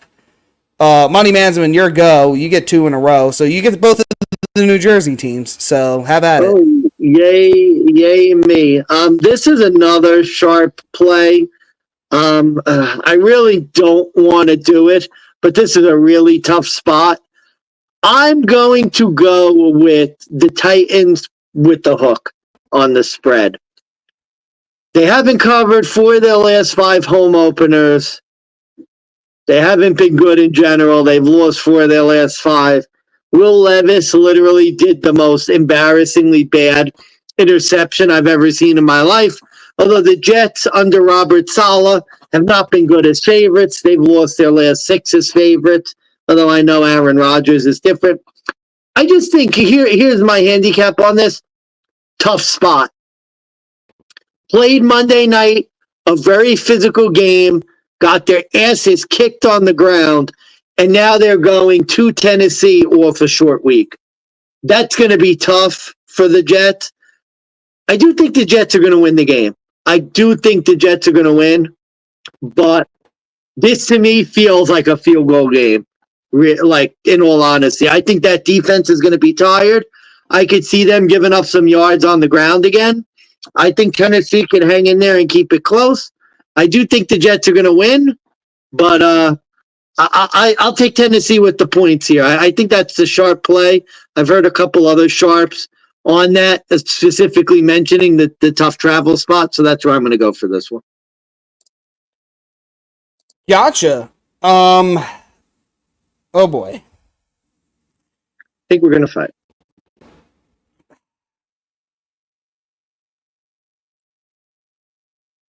Just, here we go. Oh, wow. How could you fade a team that just got embarrassed? I got to hear this one. Double or nothing. Fade of the week on the Titans. We're taking the Titans here. Why are the Jets a road favorite? Like, they've lost 17 of their last 19 in September now. Yeah, they're bad in September, too, yeah. They've been road favorites 4 times. They're 1-2-1 ATS since 2022. I know that the Titans are coming off a really embarrassing loss. I get that. Why is Aaron Rodgers and the Jets catching this many? I don't even care if it's 3.5. Why are they catching points? Especially over 3. Yeah, that is absurd to me. And I want to say it was DraftKings, but I could be wrong. I wanted to say the Jets were getting fucking 60% of the handle at one point, if not 65. Oh, dude. And I was just like, who the fuck thinks that, I wish I could just replay that clip from fucking King of Staten Island, where it's like, who the fuck bets on the Jets? They've never won anything. You fucking lose money betting on the Jets. This is the prime example of that, where it's like, you want to bet on the Jets as a non-conference road favorite is at that. Right after they just lost as a non-conference road dog to San Francisco. Let's be real, they are a better team. But, I just don't understand. I remember that the Jets and Aaron Rodgers, I remember Aaron Rodgers burning a hole in your pockets in 2022. Oh, don't remind me. I remember being in Vegas, listening to your episode, and you were literally saying, I don't want to bet Aaron Rodgers. He's taking all my money, but one more time I'm going to bet him. And then he proceeded to lose. And then he took my money. Rodgers is 3-6 straight up on the road in his last season as a starter. That's 33% that he's winning. Not covering, winning. The Jets are still the Jets, folks. I know the Titans are kind of trash too, but why are we acting like the Jets are such a better team here? What have they proved to show that they're a 3.5-point favorite team? Especially in a really tough spot coming off the Monday night. It's a horrible spot. And I'm pretty sure those stats that say that the teams the week after they play San Francisco are below 40% against the spread, because San Francisco wears you out. Well, not just that, but why? I mean, it's back-to-back road spots. You just lost. And Rodgers didn't look that good. Rodgers didn't look good. He looked terrible. He gave up. He quit. Rodgers literally quit on the fucking team by mid-fourth quarter. Tyrod Taylor showed more heart and effort, albeit more mobility, but I won't hold that against Rodgers. But, come on. The Aaron Rodgers is no longer a leader in my eyes. He's just there for the money. He does not look like a guy who really wants to be quarterback. He looks like he would rather be out fucking doing ayahuasca again. And before I even think about laying 3.5 on the Jets, how about you win a game? Or go do another ayahuasca trip. Go on Joe Rogan. I don't care. Go to Egypt for another unscheduled trip. Oh, here you go. Player prop of the week. My player prop bet. Tell me what you think. So the Jets gave up 149 rushing yards to a backup rookie running back. Tony Pollard, I want to say, had 91 rushing yards last week. His line for this game is 50.5. There's a 49.5 minus 120 on DK. Ooh, that is tempting. Minus 115 for 50.5 on Fanatics. I mean, I know the Jets are going to be keying in to stop it. I don't know if they can. Like, I know San Francisco's good, but I just think they're going to be tired. Like, yeah, I could see Tony Pollard having a day. yes, young man, have a day. Plus rushing yards in 5 straight September games, too. Yeah, this is absurd to think that the Jets are worthy of being a favorite pick here. It's asinine to me. Titans all the way, plus 3.5. That's my move. Over under, real quick. Over 41.5. I think this defense is going to be tired, and I know the Titans are trash too. So yeah, I could see it getting slightly over. Yeah, I could see it. yeah, it's a low number. Titans at home. It could happen. I'm going to take a look here.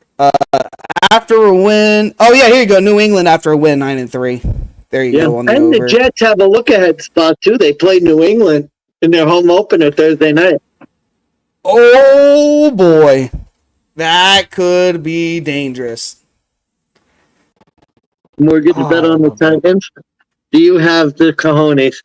Are you going to take all your profits and lose them all in a ridiculous bet on Tennessee? We'll see. There's more games. There's more games I have to go over first before I make that decision. Gotcha. It's in the works though.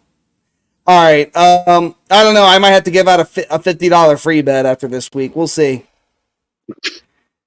We'll see. All right. Finally, the last 1:00 game in Mansman's double up. It's the New Jersey Giants traveling to the Washington Commanders, where the Commies are what I thought were 1.5 point favorites, but the line. Oh no, here we go. Just updated. Commies are still 1.5 point favorites. They're minus 130 home favorite as well. Over under is 43.5. The Giants are plus 110 road dog, plus 1.5. Before I let you go on your handicap, I'm going to give you some current stats regarding division road dogs. Currently, division road underdogs are 1-2 ATS, 1-2 straight up, and the under tends to hit 2-1. Or is it 2-1 on the under? So, Monty Manson, we essentially have like what looks like a pick'em here. Daniel Dimeball Jones or rookie Jaden Daniels. I mean, you should know the answer to this. This is on another week, this might have been my dog of the week, but it's not, because you know what game is going to be my dog of the week. It's going to be the same one you have, because I'm 100% in agreement with you about that game. Yeah, Daniel Jones owns the Commanders. Simple as that. The Giants own the Commanders. Last 6 road games against the Commies, they've covered. I mean, it's, tale as old as time. Sun rising in the east. Giants beat the Commanders. Like, it's as simple as that. It doesn't matter how bad the Giants are. Tommy DeVito put up 31 against Washington last year. Like, it's the same handicap. Remember when the Dolphins were talking about how they were going to beat the Bills this time and they needed to beat the Bills, and then they didn't? Like, I've seen this game so many times. The Giants, for as long as Daniel Jones has been quarterback, have owned the Commanders, and I think they're going to do it again. They got embarrassed at home. They're feeling the heat. They're going to a place where they always win. The New York crowd's going to be in D.C., even though the Giants suck. It's going to be a shit game, but I think it's going to be one that the Giants win outright. I hate this game so fucking much. Daniel Jones is 5-1-1 straight up against the Commanders. The Commies have lost 9 straight to the Giants. Yeah. The Giants have covered 6 straight in Landover, Maryland.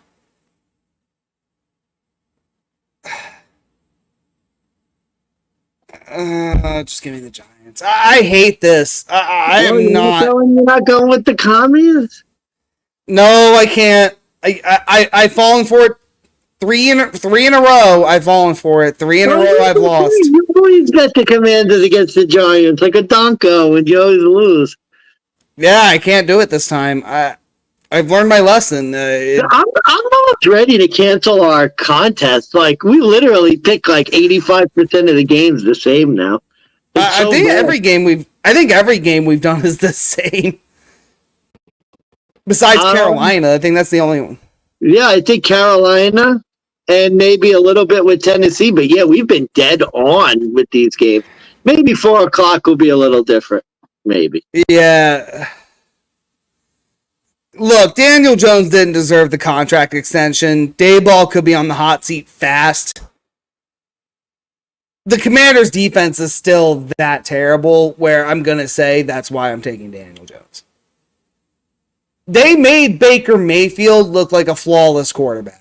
If they did that, I can only imagine how Daniel Jones bounces back from this and New York sports media starts losing their shit again and start apologizing immediately. And look, I'll give the Giants this credit. They're literally a quarterback away from making it a game against the Vikings. You know, if only they didn't have 20 incompletions and didn't go 7 for 18 on third down. And, you know, maybe if they didn't get sacked 5 times a game, they probably would have beaten the Vikings if they had also scored another 20 points. Plus more. Look, I don't think the Giants defense is that much better. Jaden Daniels could run all over this team. That's my concern. This is an overplay and nothing else. Over 43.5, that's all I could play. Gotcha. Okay. Fair enough. That was terrible. All right, we're to the home stretch at least. We only got yeah, we're into the 4 o'clock games finally. Left. Yeah. Finally, here we go. Sunday, 4 o'clock Eastern Standard Time. The Los Angeles Rams coming off the overtime loss to Detroit. They're catching 1.5. They're plus 102 now. On the road against the Arizona Cardinals, who are minus 120 as a home favorite. Over-under is set 47.5. It is my turn. And I need to pull the video. Nope, I need to pull the video up. I have to do it. We have to do this. Your closing arguments. Ladies and gentlemen of the supposed jury, Chef's attorney would certainly want... Come on. He's using the Chewbacca defense. Endor. Now think of... Hold on. Consider. Ladies and gentlemen, this is Chewbacca. Chewbacca is a Wookiee from the planet Kashyyyk. But Chewbacca lives on the planet Endor. Now think about it. That does not make sense. Why are the Rams a 1.5 point underdog? Injuries. I don't care. This is a Chewbacca game. Monty Mansman. This is a what the fuck game. This is the wrong team favored. This is what the fuck. I don't know. I don't care. This is, as you had correctly predicted, my dog of the week. Yep. Double dog. Yep. Oh boy, here we fucking go. Let me get this going. There's no way it can't be. It makes no sense. Gotta get this in the podcast now. But yeah, literally, why? Yeah, why are the Rams? Stats. You have them. I'm sure you have them. Yeah, I'm pretty sure I have the important ones. Let me get this in here. I'm just gonna say plus 100 for the sake of argument because the line has dropped. I think it started at like 120. It's dropped to like minus 100 now even. But here we go. Double dog, DeGents dog of the week.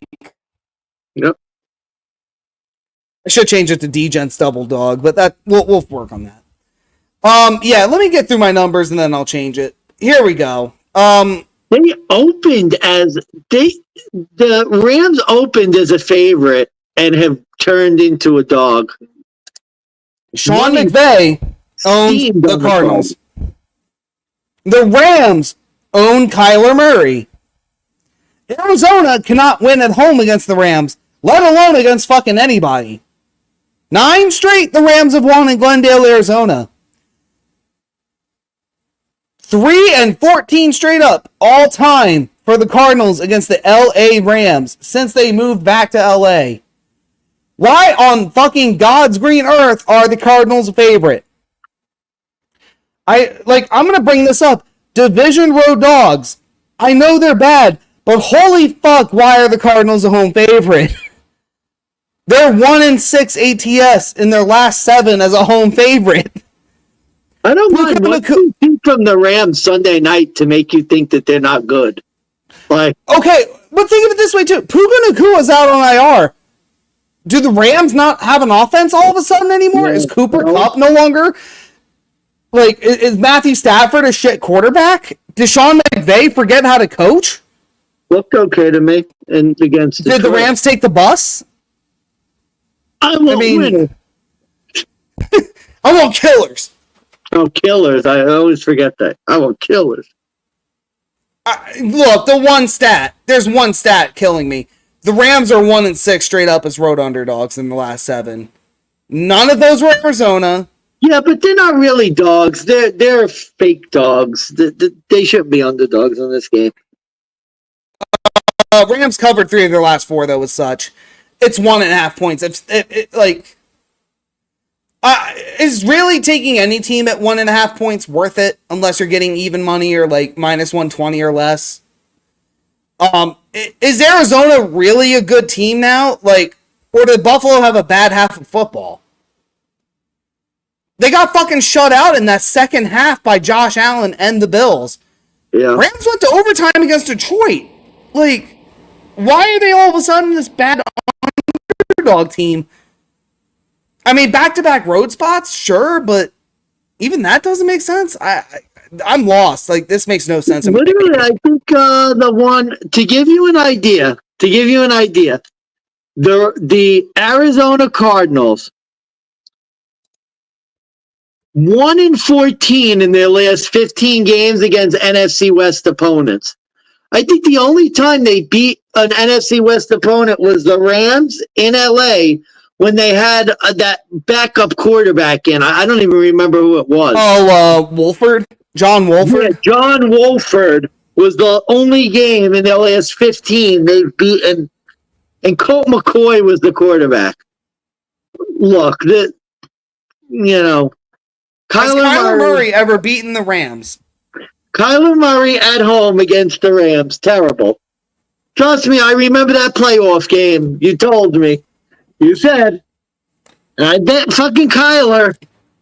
And I'll never forget when he ran in the back of the end zone and threw the ball in the air, and the Rams got the pick 6. And it was like 40-3. And I was like, I'm never betting this fucking team again against the Rams. And I'm still not going to do it. Give us the Rams, double dog. Gotta love it, folks. Double dog. Oh, boy. I thought we were going to fight today, and turns out we're in lockstep. Well, this is concerning. Yeah, we're only down. We have 4 games left. Normally, when we're in sync, we have a pretty good week. Normally. What's your over-under play? Over-under 49.5. Oh, boy. I'm going to go under. A little high. I think maybe Arizona has some trouble. I know the Rams defense gassed out a little at the end of the Detroit game, but they were solid. And I don't know. Arizona's terrible at home. I agree. Under 49.5 for me. I think Matthew Stafford could game manage this one to a victory. Too much COD time for Kyler when he's at home. Yeah, is it COD double XP weekend? We have to get one of us to keep an eye on that. Not this weekend. It's not. Not this weekend. All right. Tell you what, I'll introduce the next game. I'm gonna have to run off camera real quick and get my charger because my laptop is sadly dying. But and I hate to do this because it's the game I know you want me to go first on. But Oh shit! yeah, it's time. It is the Denver Broncos. They are hosting the Pittsburgh Steelers, coming off of a victory against the Atlanta Falcons. Pittsburgh is a 2.5 point road favorite, minus 152. The Broncos are plus 128 on the money line as a home underdog. The over-under is set 36.5. And as I said, I'm going to head off camera. I'm actually going to remove myself from the stage. I'll let you go on your rant and feel free to talk about whatever you want while I'm gone, but I will be back shortly. Gotcha. So, going against the trends here, Denver has been very good as home underdogs. They've covered in 5 of their last 6 as home underdogs. The Steelers have actually lost 5 straight as road favorites against the AFC West. So the trends sort of point to Denver covering here. Early in the season, Denver tends to have an advantage because of the high altitude. I don't think that's going to be the case this week. This Steelers defense with TJ Watt is scary, and you've got a rookie quarterback who's trying to learn the ropes, playing a Mike Tomlin-led defense. They're going to be motivated. Mike Tomlin's great as an underdog. You're going to make money if you bet Tomlin as an underdog. I think this is going to be too much for the rookie to overcome. I do have high hopes for Bo Nix. I think he can be good. I'm not trying to discount him, but this is going to be a really tough spot. Even with the Broncos at home, they're going to be getting Pittsburgh's best shot. And despite the trends, despite the fact that Denver has been good as home underdogs recently, I don't think they're going to have enough in this one. I like the Steelers minus 2.5 to win the game. I think this is a pretty clear bet on the Pittsburgh Steelers here. I don't know. I'd be surprised if Big Bucks changes his view. And essentially, too, we're getting Justin Fields for Pittsburgh, which I think is good because I think Justin Fields could do enough to run around, to give the game a little bit more variance, to give that Steelers offense a little bit more kick. And I don't think they're going to need a lot of points to beat Denver because I just see this offense really struggling against the Steelers in this game. So to reiterate, Pittsburgh Steelers minus 2.5 is my play in this game. And now we'll sit back and we'll wait for Big Bucks. Oh, and Big Bucks is back. So I'm fading your team. This is a Mike Tomlin underdog spot, even though the trends are against me. I think the rookie's going to struggle against this defense. Oh, boy. All right, finally, we can go heads up. Oh, no. Really? Yeah, I'm doing it. What a homer. Yeah, look, there's a fuck ton of overreaction angles to go through here, and there's a lot of rabbit holes. Here's what, to me, makes the most logical sense with these games. This is an over game. Over 36.5. This is my over of the week. Ooh, dangerous. I'm getting a number that both teams would have gotten last week on their own, with the Broncos getting 20 and the Steelers getting 18. Remember the last time the Broncos played Justin Fields? And I know it was in Chicago. I'll tell you the stat line, though. Justin Fields had 335 yards, 4 touchdowns through the air. Khalil Herbert ran for over 100 yards on this Broncos defense. Jesus Christ. Now Justin Fields gets round 2 as a starter again. He has a better coach, a better defense behind him. I think you said we were going heads up. We are, because the Steelers played a Falcons defense last week that was bolstered in offseason signings, and they limited Fields to 200 scrimmage yards. Most circumstances, you win that game. But it's the Falcons. They suck. If you were Denver in higher elevation, I think that, like, Pittsburgh on offense, you're going to get a similar type of output, but I have 2 major concerns. Number 1, due to the higher elevation, is Justin Fields going to be able to hang in all game? or is Justin Fields going to struggle in the second half? This, to me, would be a Pittsburgh first half, Broncos second half, or Broncos to win. Because I can see the Steelers coming in strong in the first half and gassing out real quick. And then the Broncos actually coming back to win the game. Can Bo Nix drive the ball down the field, or is TJ Watt going to get too much pressure on this Denver O-line and have a field day? That is possible. Denver's won 4 straight at home against Pittsburgh.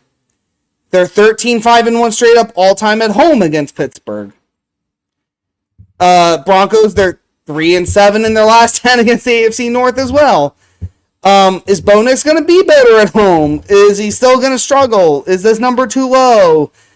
Like I said, there's a lot of rabbit holes to go through. Broncos is a home dog. They went 3-1 ATS last year. I think they could cover this 2.5. I see this being a real close game regardless. Steelers have won 6 straight as road favorites. They went 5-3 ATS in their last 8. Oh, I said Mike Tomlin road dog. That was an error. They're road favorite. They're home favorites. Road dogs. Yeah, or road favorites, excuse me. Yeah, Tomlin, road favorite, doesn't fade. Oh my lord, my dogs are Tomlin against a rookie quarterback though. You know what, Steve? Just to try and make this one bad, we'll make this our Cine bet. All right, Cine bet. bet. When Denver loses, you could wash away that pain with that burning incinerator. All right, explain the rules of the incinerator bet for those of you at home that don't know. Yeah, this is a new season. Yeah, so we go heads up, and the loser has to do a shot of disgusting, decrepit, incinerator. What is it? Whiskey? Cinnamon whiskey. Incinerator cinnamon whiskey. It's not good cinnamon whiskey. It's not designed to be. It's designed to fuck you up, and it's designed to make you forget about losing your money. Because why rip the ticket when you can incinerate it? Right. That's correct. Yeah, I got the Broncos. Broncos are my play here. I think they're at home. I think Pittsburgh got a sort of fraudulent win against the Falcons. I have no faith in the Steelers team. I will say I'm reserving myself an out. Russell Wilson plays, bet's dead. I'm not betting the Steelers or Russell Wilson. Fields was announced as the starter for week 2. Yeah, okay. Yeah, Fields plays. Yeah, Steelers, 2.5. We got this. Mike Tomlin got this. All right. Sorry, buddy. 0-2, here you come. Oh, boy. Here we go. All right. Next up, we got... Oh, crap. I admit I did skip a game, but it was only one, so it's not that far. Last 4 o'clock game, it is the Kansas City Chiefs laying 5.5 at home. They are hosting the Cincinnati Bengals, who are a plus 205 road dog. Chiefs are minus 250 home favorite. The over-under is set 47.5 points. Joe Burrow injury questions are still floating around here. The Chiefs, whether they're real contenders again, for some reason that's floating around. I don't care about this. I will throw it out there because I had to listen to every other sports media talk about it. Taylor Swift will supposedly be in the fucking arena. What the fucking do? Who gives a shit? God, yeah, this almost was my fade of the week, but I sort of had to talk myself out of it because I just think that the ultimate overreaction last week is how bad Cincinnati is all of a sudden. And I have no excuse for how they looked like dog shit last week. With no defense against a Jacoby Brissett and Ramondre Stevenson. They were still a touchdown away from having actually won that game. And that unfortunate end zone fumble by Tanner Hudson, like, he gets that they win. We have an entirely different conversation about this team. And weeks and months ago, we were saying that not only could the Bengals be an AFC competitor, but like the Patriots were the supposed worst team in the NFL. Now you're going to go up against another team who also was very fortunate to have gotten a win. They were literally, let's say, 2 inches away from fucking having a tie game in Arrowhead going to overtime. Who knows what could have happened? This is going to be a much better head-to-head matchup than I think we're expecting. than these two teams who always do tend to play close anyways. Yeah, with Four of their Burrow. last 5 ended within 3. And remember, last year it was week 17, which means Cincinnati had Jake Browning at quarterback at that point, I think. Yeah, that was true. So I think Bengals plus 5.5 on the rebound. That's the move. I don't like it. I know last week was a really, really bad sign for the Bengals. I know T. Higgins is out, but that's never stopped Jamar Chase. That I think a lot of people are looking down on this Bengals team. I think they're forgetting about how this fucking Chiefs team doesn't really cover great as a home favorite. Yeah, although they have covered 7 straight. Yeah. I'm torn with this one because I kind of agree with you, but Andy Reid off of rest. They had a long week, the mini bye. That's true. Andy Reid great off of rest. I'm just not. I feel like maybe I'm going to try and be too cute and I'm going to decide not to do it. I think my initial gut was I don't think Cincinnati has it. Cincinnati starts the year badly. Andy Reid off the rest. That was my initial gut play. I think I'm going to stick with that. I think I'm going to go with Kansas City. I hate to do it because looking at my card, I literally have 1, 2, 3, 4 dogs out of, well, I guess 5 if you count the Bills thus far. 5 dogs out of 16 games, which isn't like great. I feel like I'm a little short on the dogs, but I don't know, man. Like Kansas City off the long rest at home. Cincinnati did not look good. I don't think they're that good. I don't think their defense is good. I think Isaiah Pacheco could have a good game considering what Ramondre Stevenson did. I'm going to go with the Chiefs here. Fair enough. I can't blame you. Like this is not one I would put incinerator bet on. No, I mean, no. I wouldn't. I think it's fair game here for the Chiefs and the Bengals each. I think I see like under 6, the Chiefs could easily pull this off. Over 6, the Bengals should be the play. But and maybe I'm getting too cute here. Maybe the Bengals still are the wrong play. Maybe the Bengals are that bad, but I'm just not ready to write them off yet, just because of one. Like the Bengals last year, like I know they had the Burrow injury, but like there's a lot of questions on how good of a team they are with him. I'm not going to write off Burrow after one bad game, when really I don't think it was totally his fault. Yeah. What do you got on the over-under for this one? I think the over-under is set at a 47.5. I think I'd have to go over because I have no faith in Cincinnati's defense. Cincinnati's defense, to be fair, it's not like the Patriots are a juggernaut, but they could basically run the ball at will. And I don't like their chances against Kansas City coming off a long rest after a big win, and they're at home. Not what you want. No, not at all. I'm with you there. You know what? I'd already changed one pick. I think I had under on this one. I had this as a 27-20 game, but yeah, I'm going over here. We'll go over 47.5. I think this could be offensive explosion. I will say the loss of T. Higgins was a main reason why I originally had the under. Zach Moss really didn't prove to be much effective at running back, but I mean he did get a touchdown, so that is points. I think goal line will be a bigger factor than we think. The question is, can Joe Burrow and the Bengals get to the goal line against Kansas City? Yeah. I think they could, which is why I'm actually going to switch to the over. Kansas City is a lot like Buffalo in the sense where they play a contained defense, and then they bring the pressure on third, and it's just whether you let them get to you or not. And I don't know, the injury concerns are a big deal. No T. Higgins is a big deal. Yeah. This isn't. Someone said it best. I was listening to a show. I forgot who it was, and he was like, "Cincinnati played Kansas City very tough a couple years ago. This isn't the same Cincinnati team." No, not at all. So, 2 games left. 2 games left. We're into the primetime slate. It is the last non-conference road game. It's the Chicago Bears. Caleb Williams, a.k.a. Mr. Paints His Fingernails, the Bears. 6.5-point road dogs, plus 240 for the Bears. They're traveling to the Houston Texans, who are minus 295 home favorite. Over-under is set 45.5. This game, I shockingly did not pull numbers for Sunday Night Football. I will do my best to go back and see what I can pull.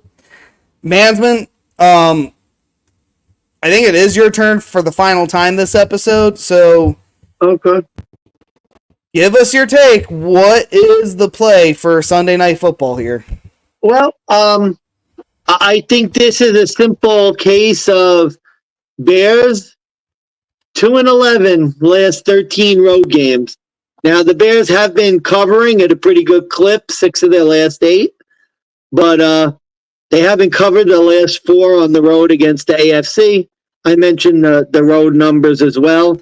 I think Chicago's a different team. Houston's won 4 straight as home favorites. So, I mean, I think this is dangerous. I think this is probably a game I'm going to tease down to some extent because I do think the Bears could get a late score, maybe lose by 6, get the back door. But I think it's much more likely that Houston wins by 2 touchdowns. Chicago had one of the phoniest wins ever last week, covering the spread by 7 despite not scoring an offensive touchdown.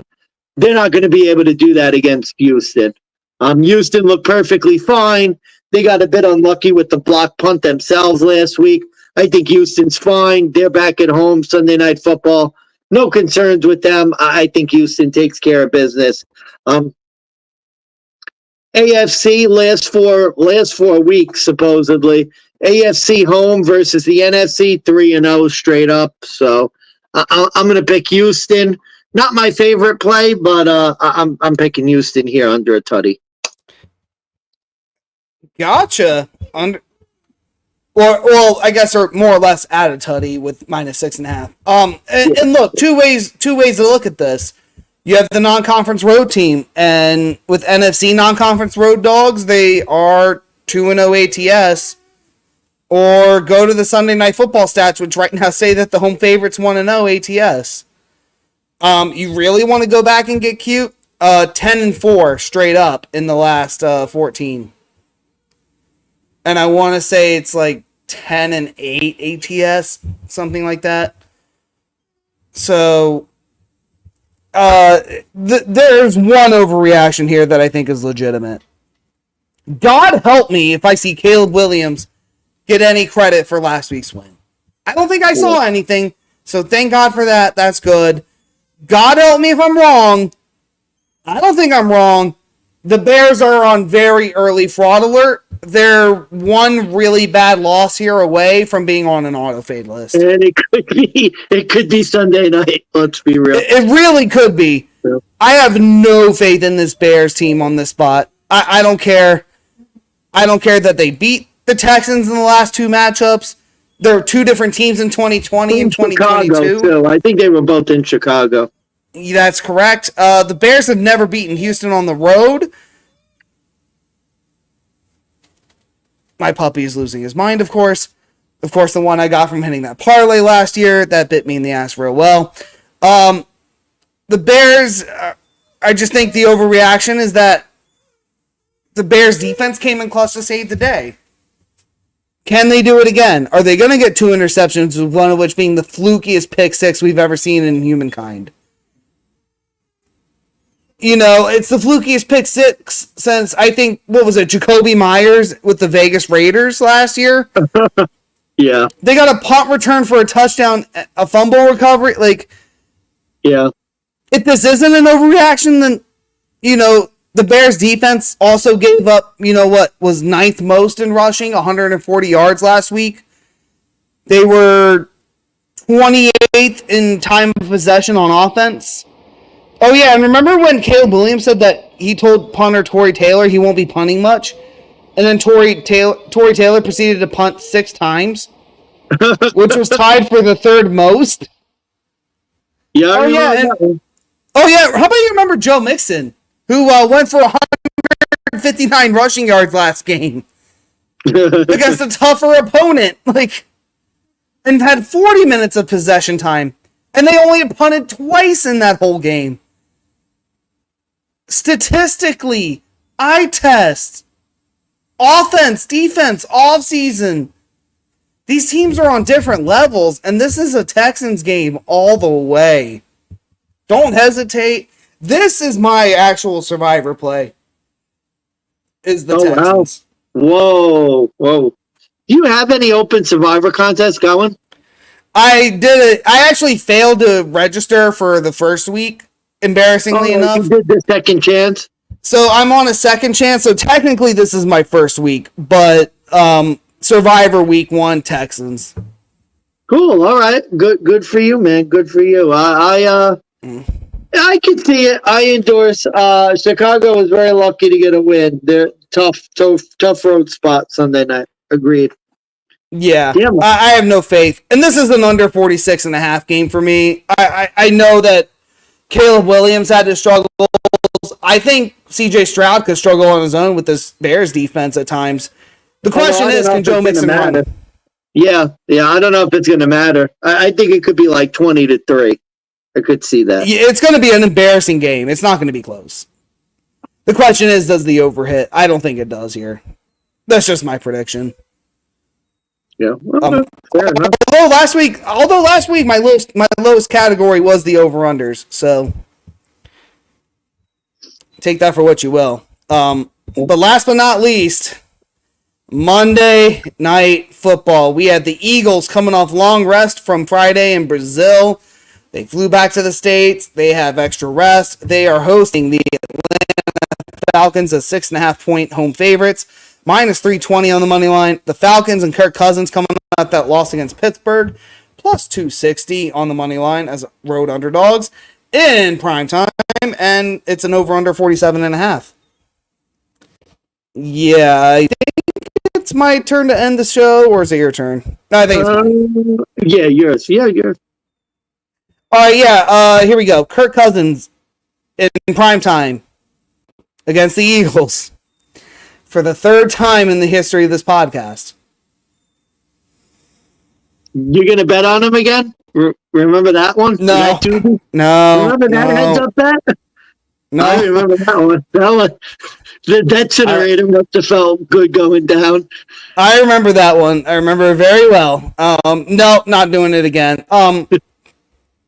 Look, last year it was the same line, but it was the Vikings, and I know the Vikings covered this number, but I still think Philly at the end of the day was the right play. I don't think they covered the number last year. I'm pretty sure they didn't. Philly didn't cover, but they did win. But when we handicapped it, when we went over it, Philly was still the right side. I think Philly's still the right side this time again, and I'm not going to overthink this. I don't care the last time they scared off that they covered this. I don't care that Kirk has won 4 of his last 5 against NFC opponents on the road. Or, sorry, he's won 3 of his last 4. Or, wait, what the fuck? Sorry, he's won 3 straight. He's won 4 of his last 5. Excuse me. No, I don't care if Kirk Cousins has actually won 3 of his last 4 Monday Night Football matchups. 2 of those wins on Monday night were against Mitch Trubisky and Justin Fields. The one in particular against Fields was one of the 3 straight on the road. The other 2 was Carolina and the Packers. No offense. I think 3 years ago I'd be dumb enough. I can't be dumb enough this year to drink the stats Kool-Aid. Philly on extra rest. They're 4-1 ATS in 2022. Philly. The main concern with Philly is, are they going to struggle on offense again? Or is Jalen Hurts going to throw another 2 picks? I don't think this Falcons team is really that good still. I have no faith. Their O-line literally... I watched the game film with Belichick and Peyton Manning going over it, and the Pittsburgh Steelers literally, within a matter of 2 seconds, either pancaked or blew through the O-line on Atlanta. I don't think Kirk Cousins stands a chance in this game. And just looking at the game film, this is Philly all the way. Yeah, best bet, Philadelphia Eagles minus 6.5. Whoa, there it is, folks. We were waiting for it all episode. I mean, Jalen Hurts is actually very good in prime time. One of the, I think I was hearing one of the best quarterbacks in football right now in prime time in terms of his statistics and ATS record. And Kirko, strangely enough, while he's bad in prime time, I heard he's under 40% Monday night. I think maybe 3-10 overall Monday night football. He's won 3 of his last 4 on Monday night, but 2 of those were against Chicago. I'm pretty sure those are the only 3 he's won Monday night. That's correct. To put it another way, let's see, where was the stat that I was looking for? Oh, yeah, Falcons, 6 straight losses in road openers, so they're not good as a team on the road, and we lost big bucks. So, point being, Philadelphia Eagles here, they have the long rest, they're better in prime time. Kirk Cousins has no mobility whatsoever. He couldn't take a ball under center. The Falcons did not look good. I'm concerned. Not really, because I called it, that Kirk Cousins is not 100%. So you're taking a guy who's not good in prime time to begin with, not at 100%. To me, fly Eagles, fly all the way. This is probably going to be a survivor pick for me.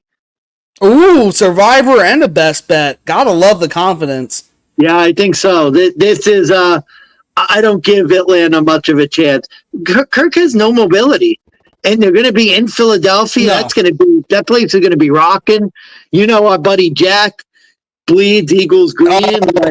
Philly Jack, as I love to dub him as. Yeah, that's going to be a hell of a time for our buddy Kirko in Philly.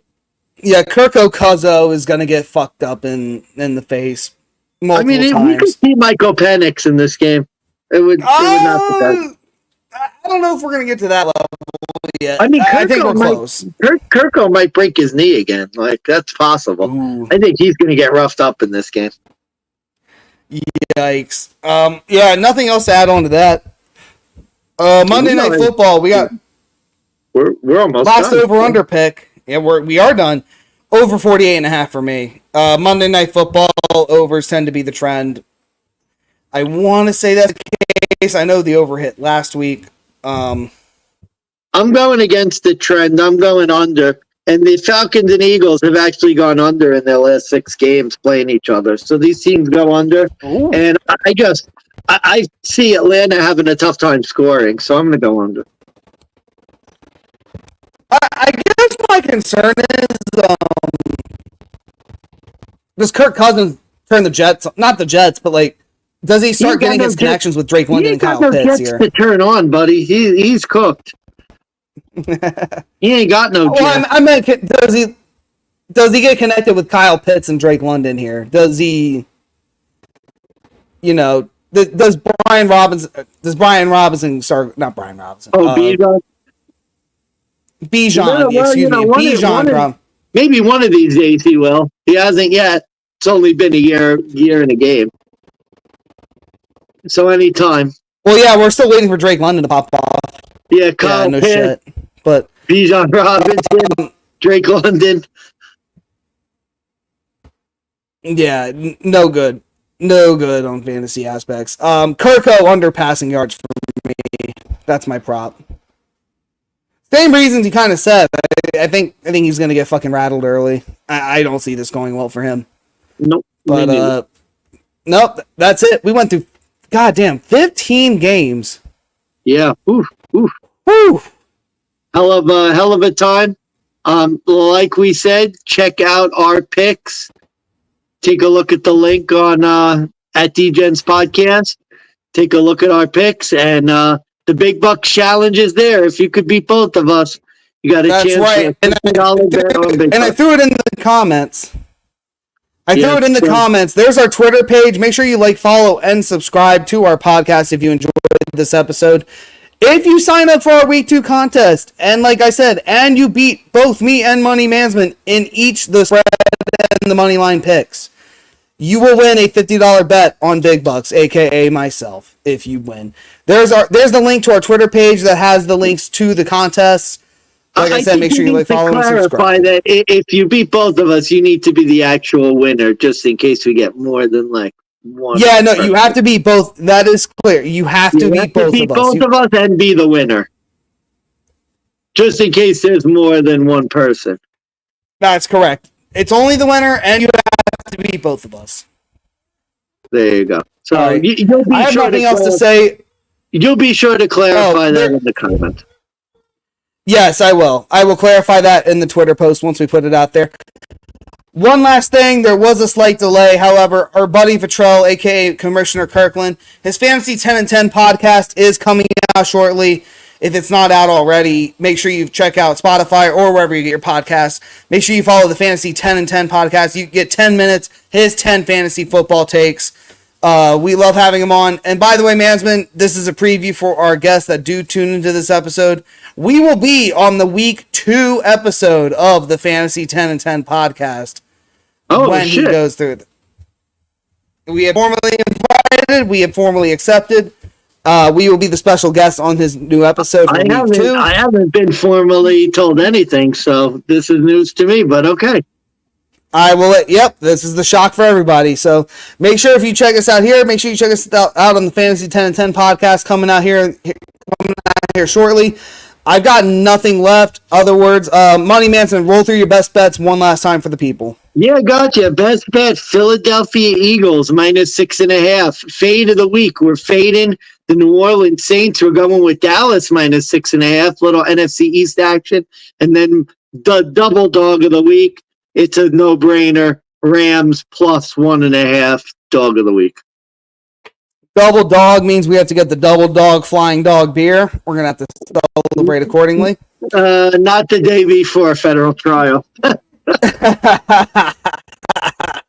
Oh, no, don't worry. I have a big week next week where there's going to be some major announcements throughout, let's just say, some agencies, and I will leave it at that. My best bets. Give me, for my best bet of the week. Again, I got to make sure I get this right. No, I do. It's the Baltimore Ravens, -8.5. Yep. Double dog, the Rams, money line, +100.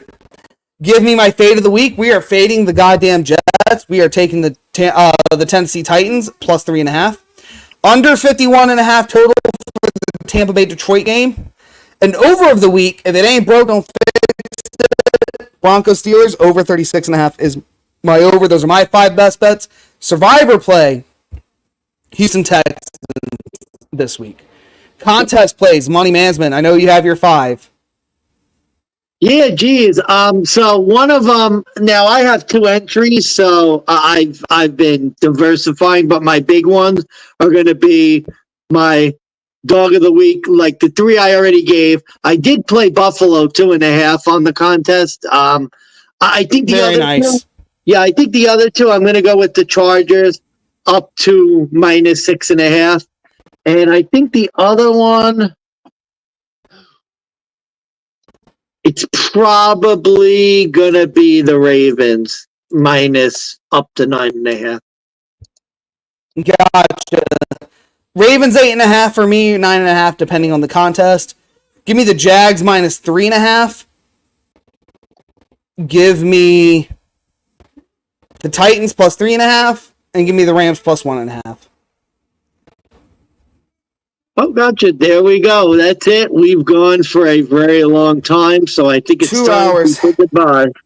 All right, we are signing off. Thank you for joining in or tuning in at any point. We appreciate it. Like I said, make sure you like, follow, and subscribe. Check us out on x.com/DGents podcast. Make sure you follow us on YouTube. Check out our episodes on Spotify if you want to listen to us. You don't want to watch. Last but not least, I am Steve, Big Bucks of Beta. Money Management signing off, and as always, Go make that motherfucking money, DGents. Have a good night.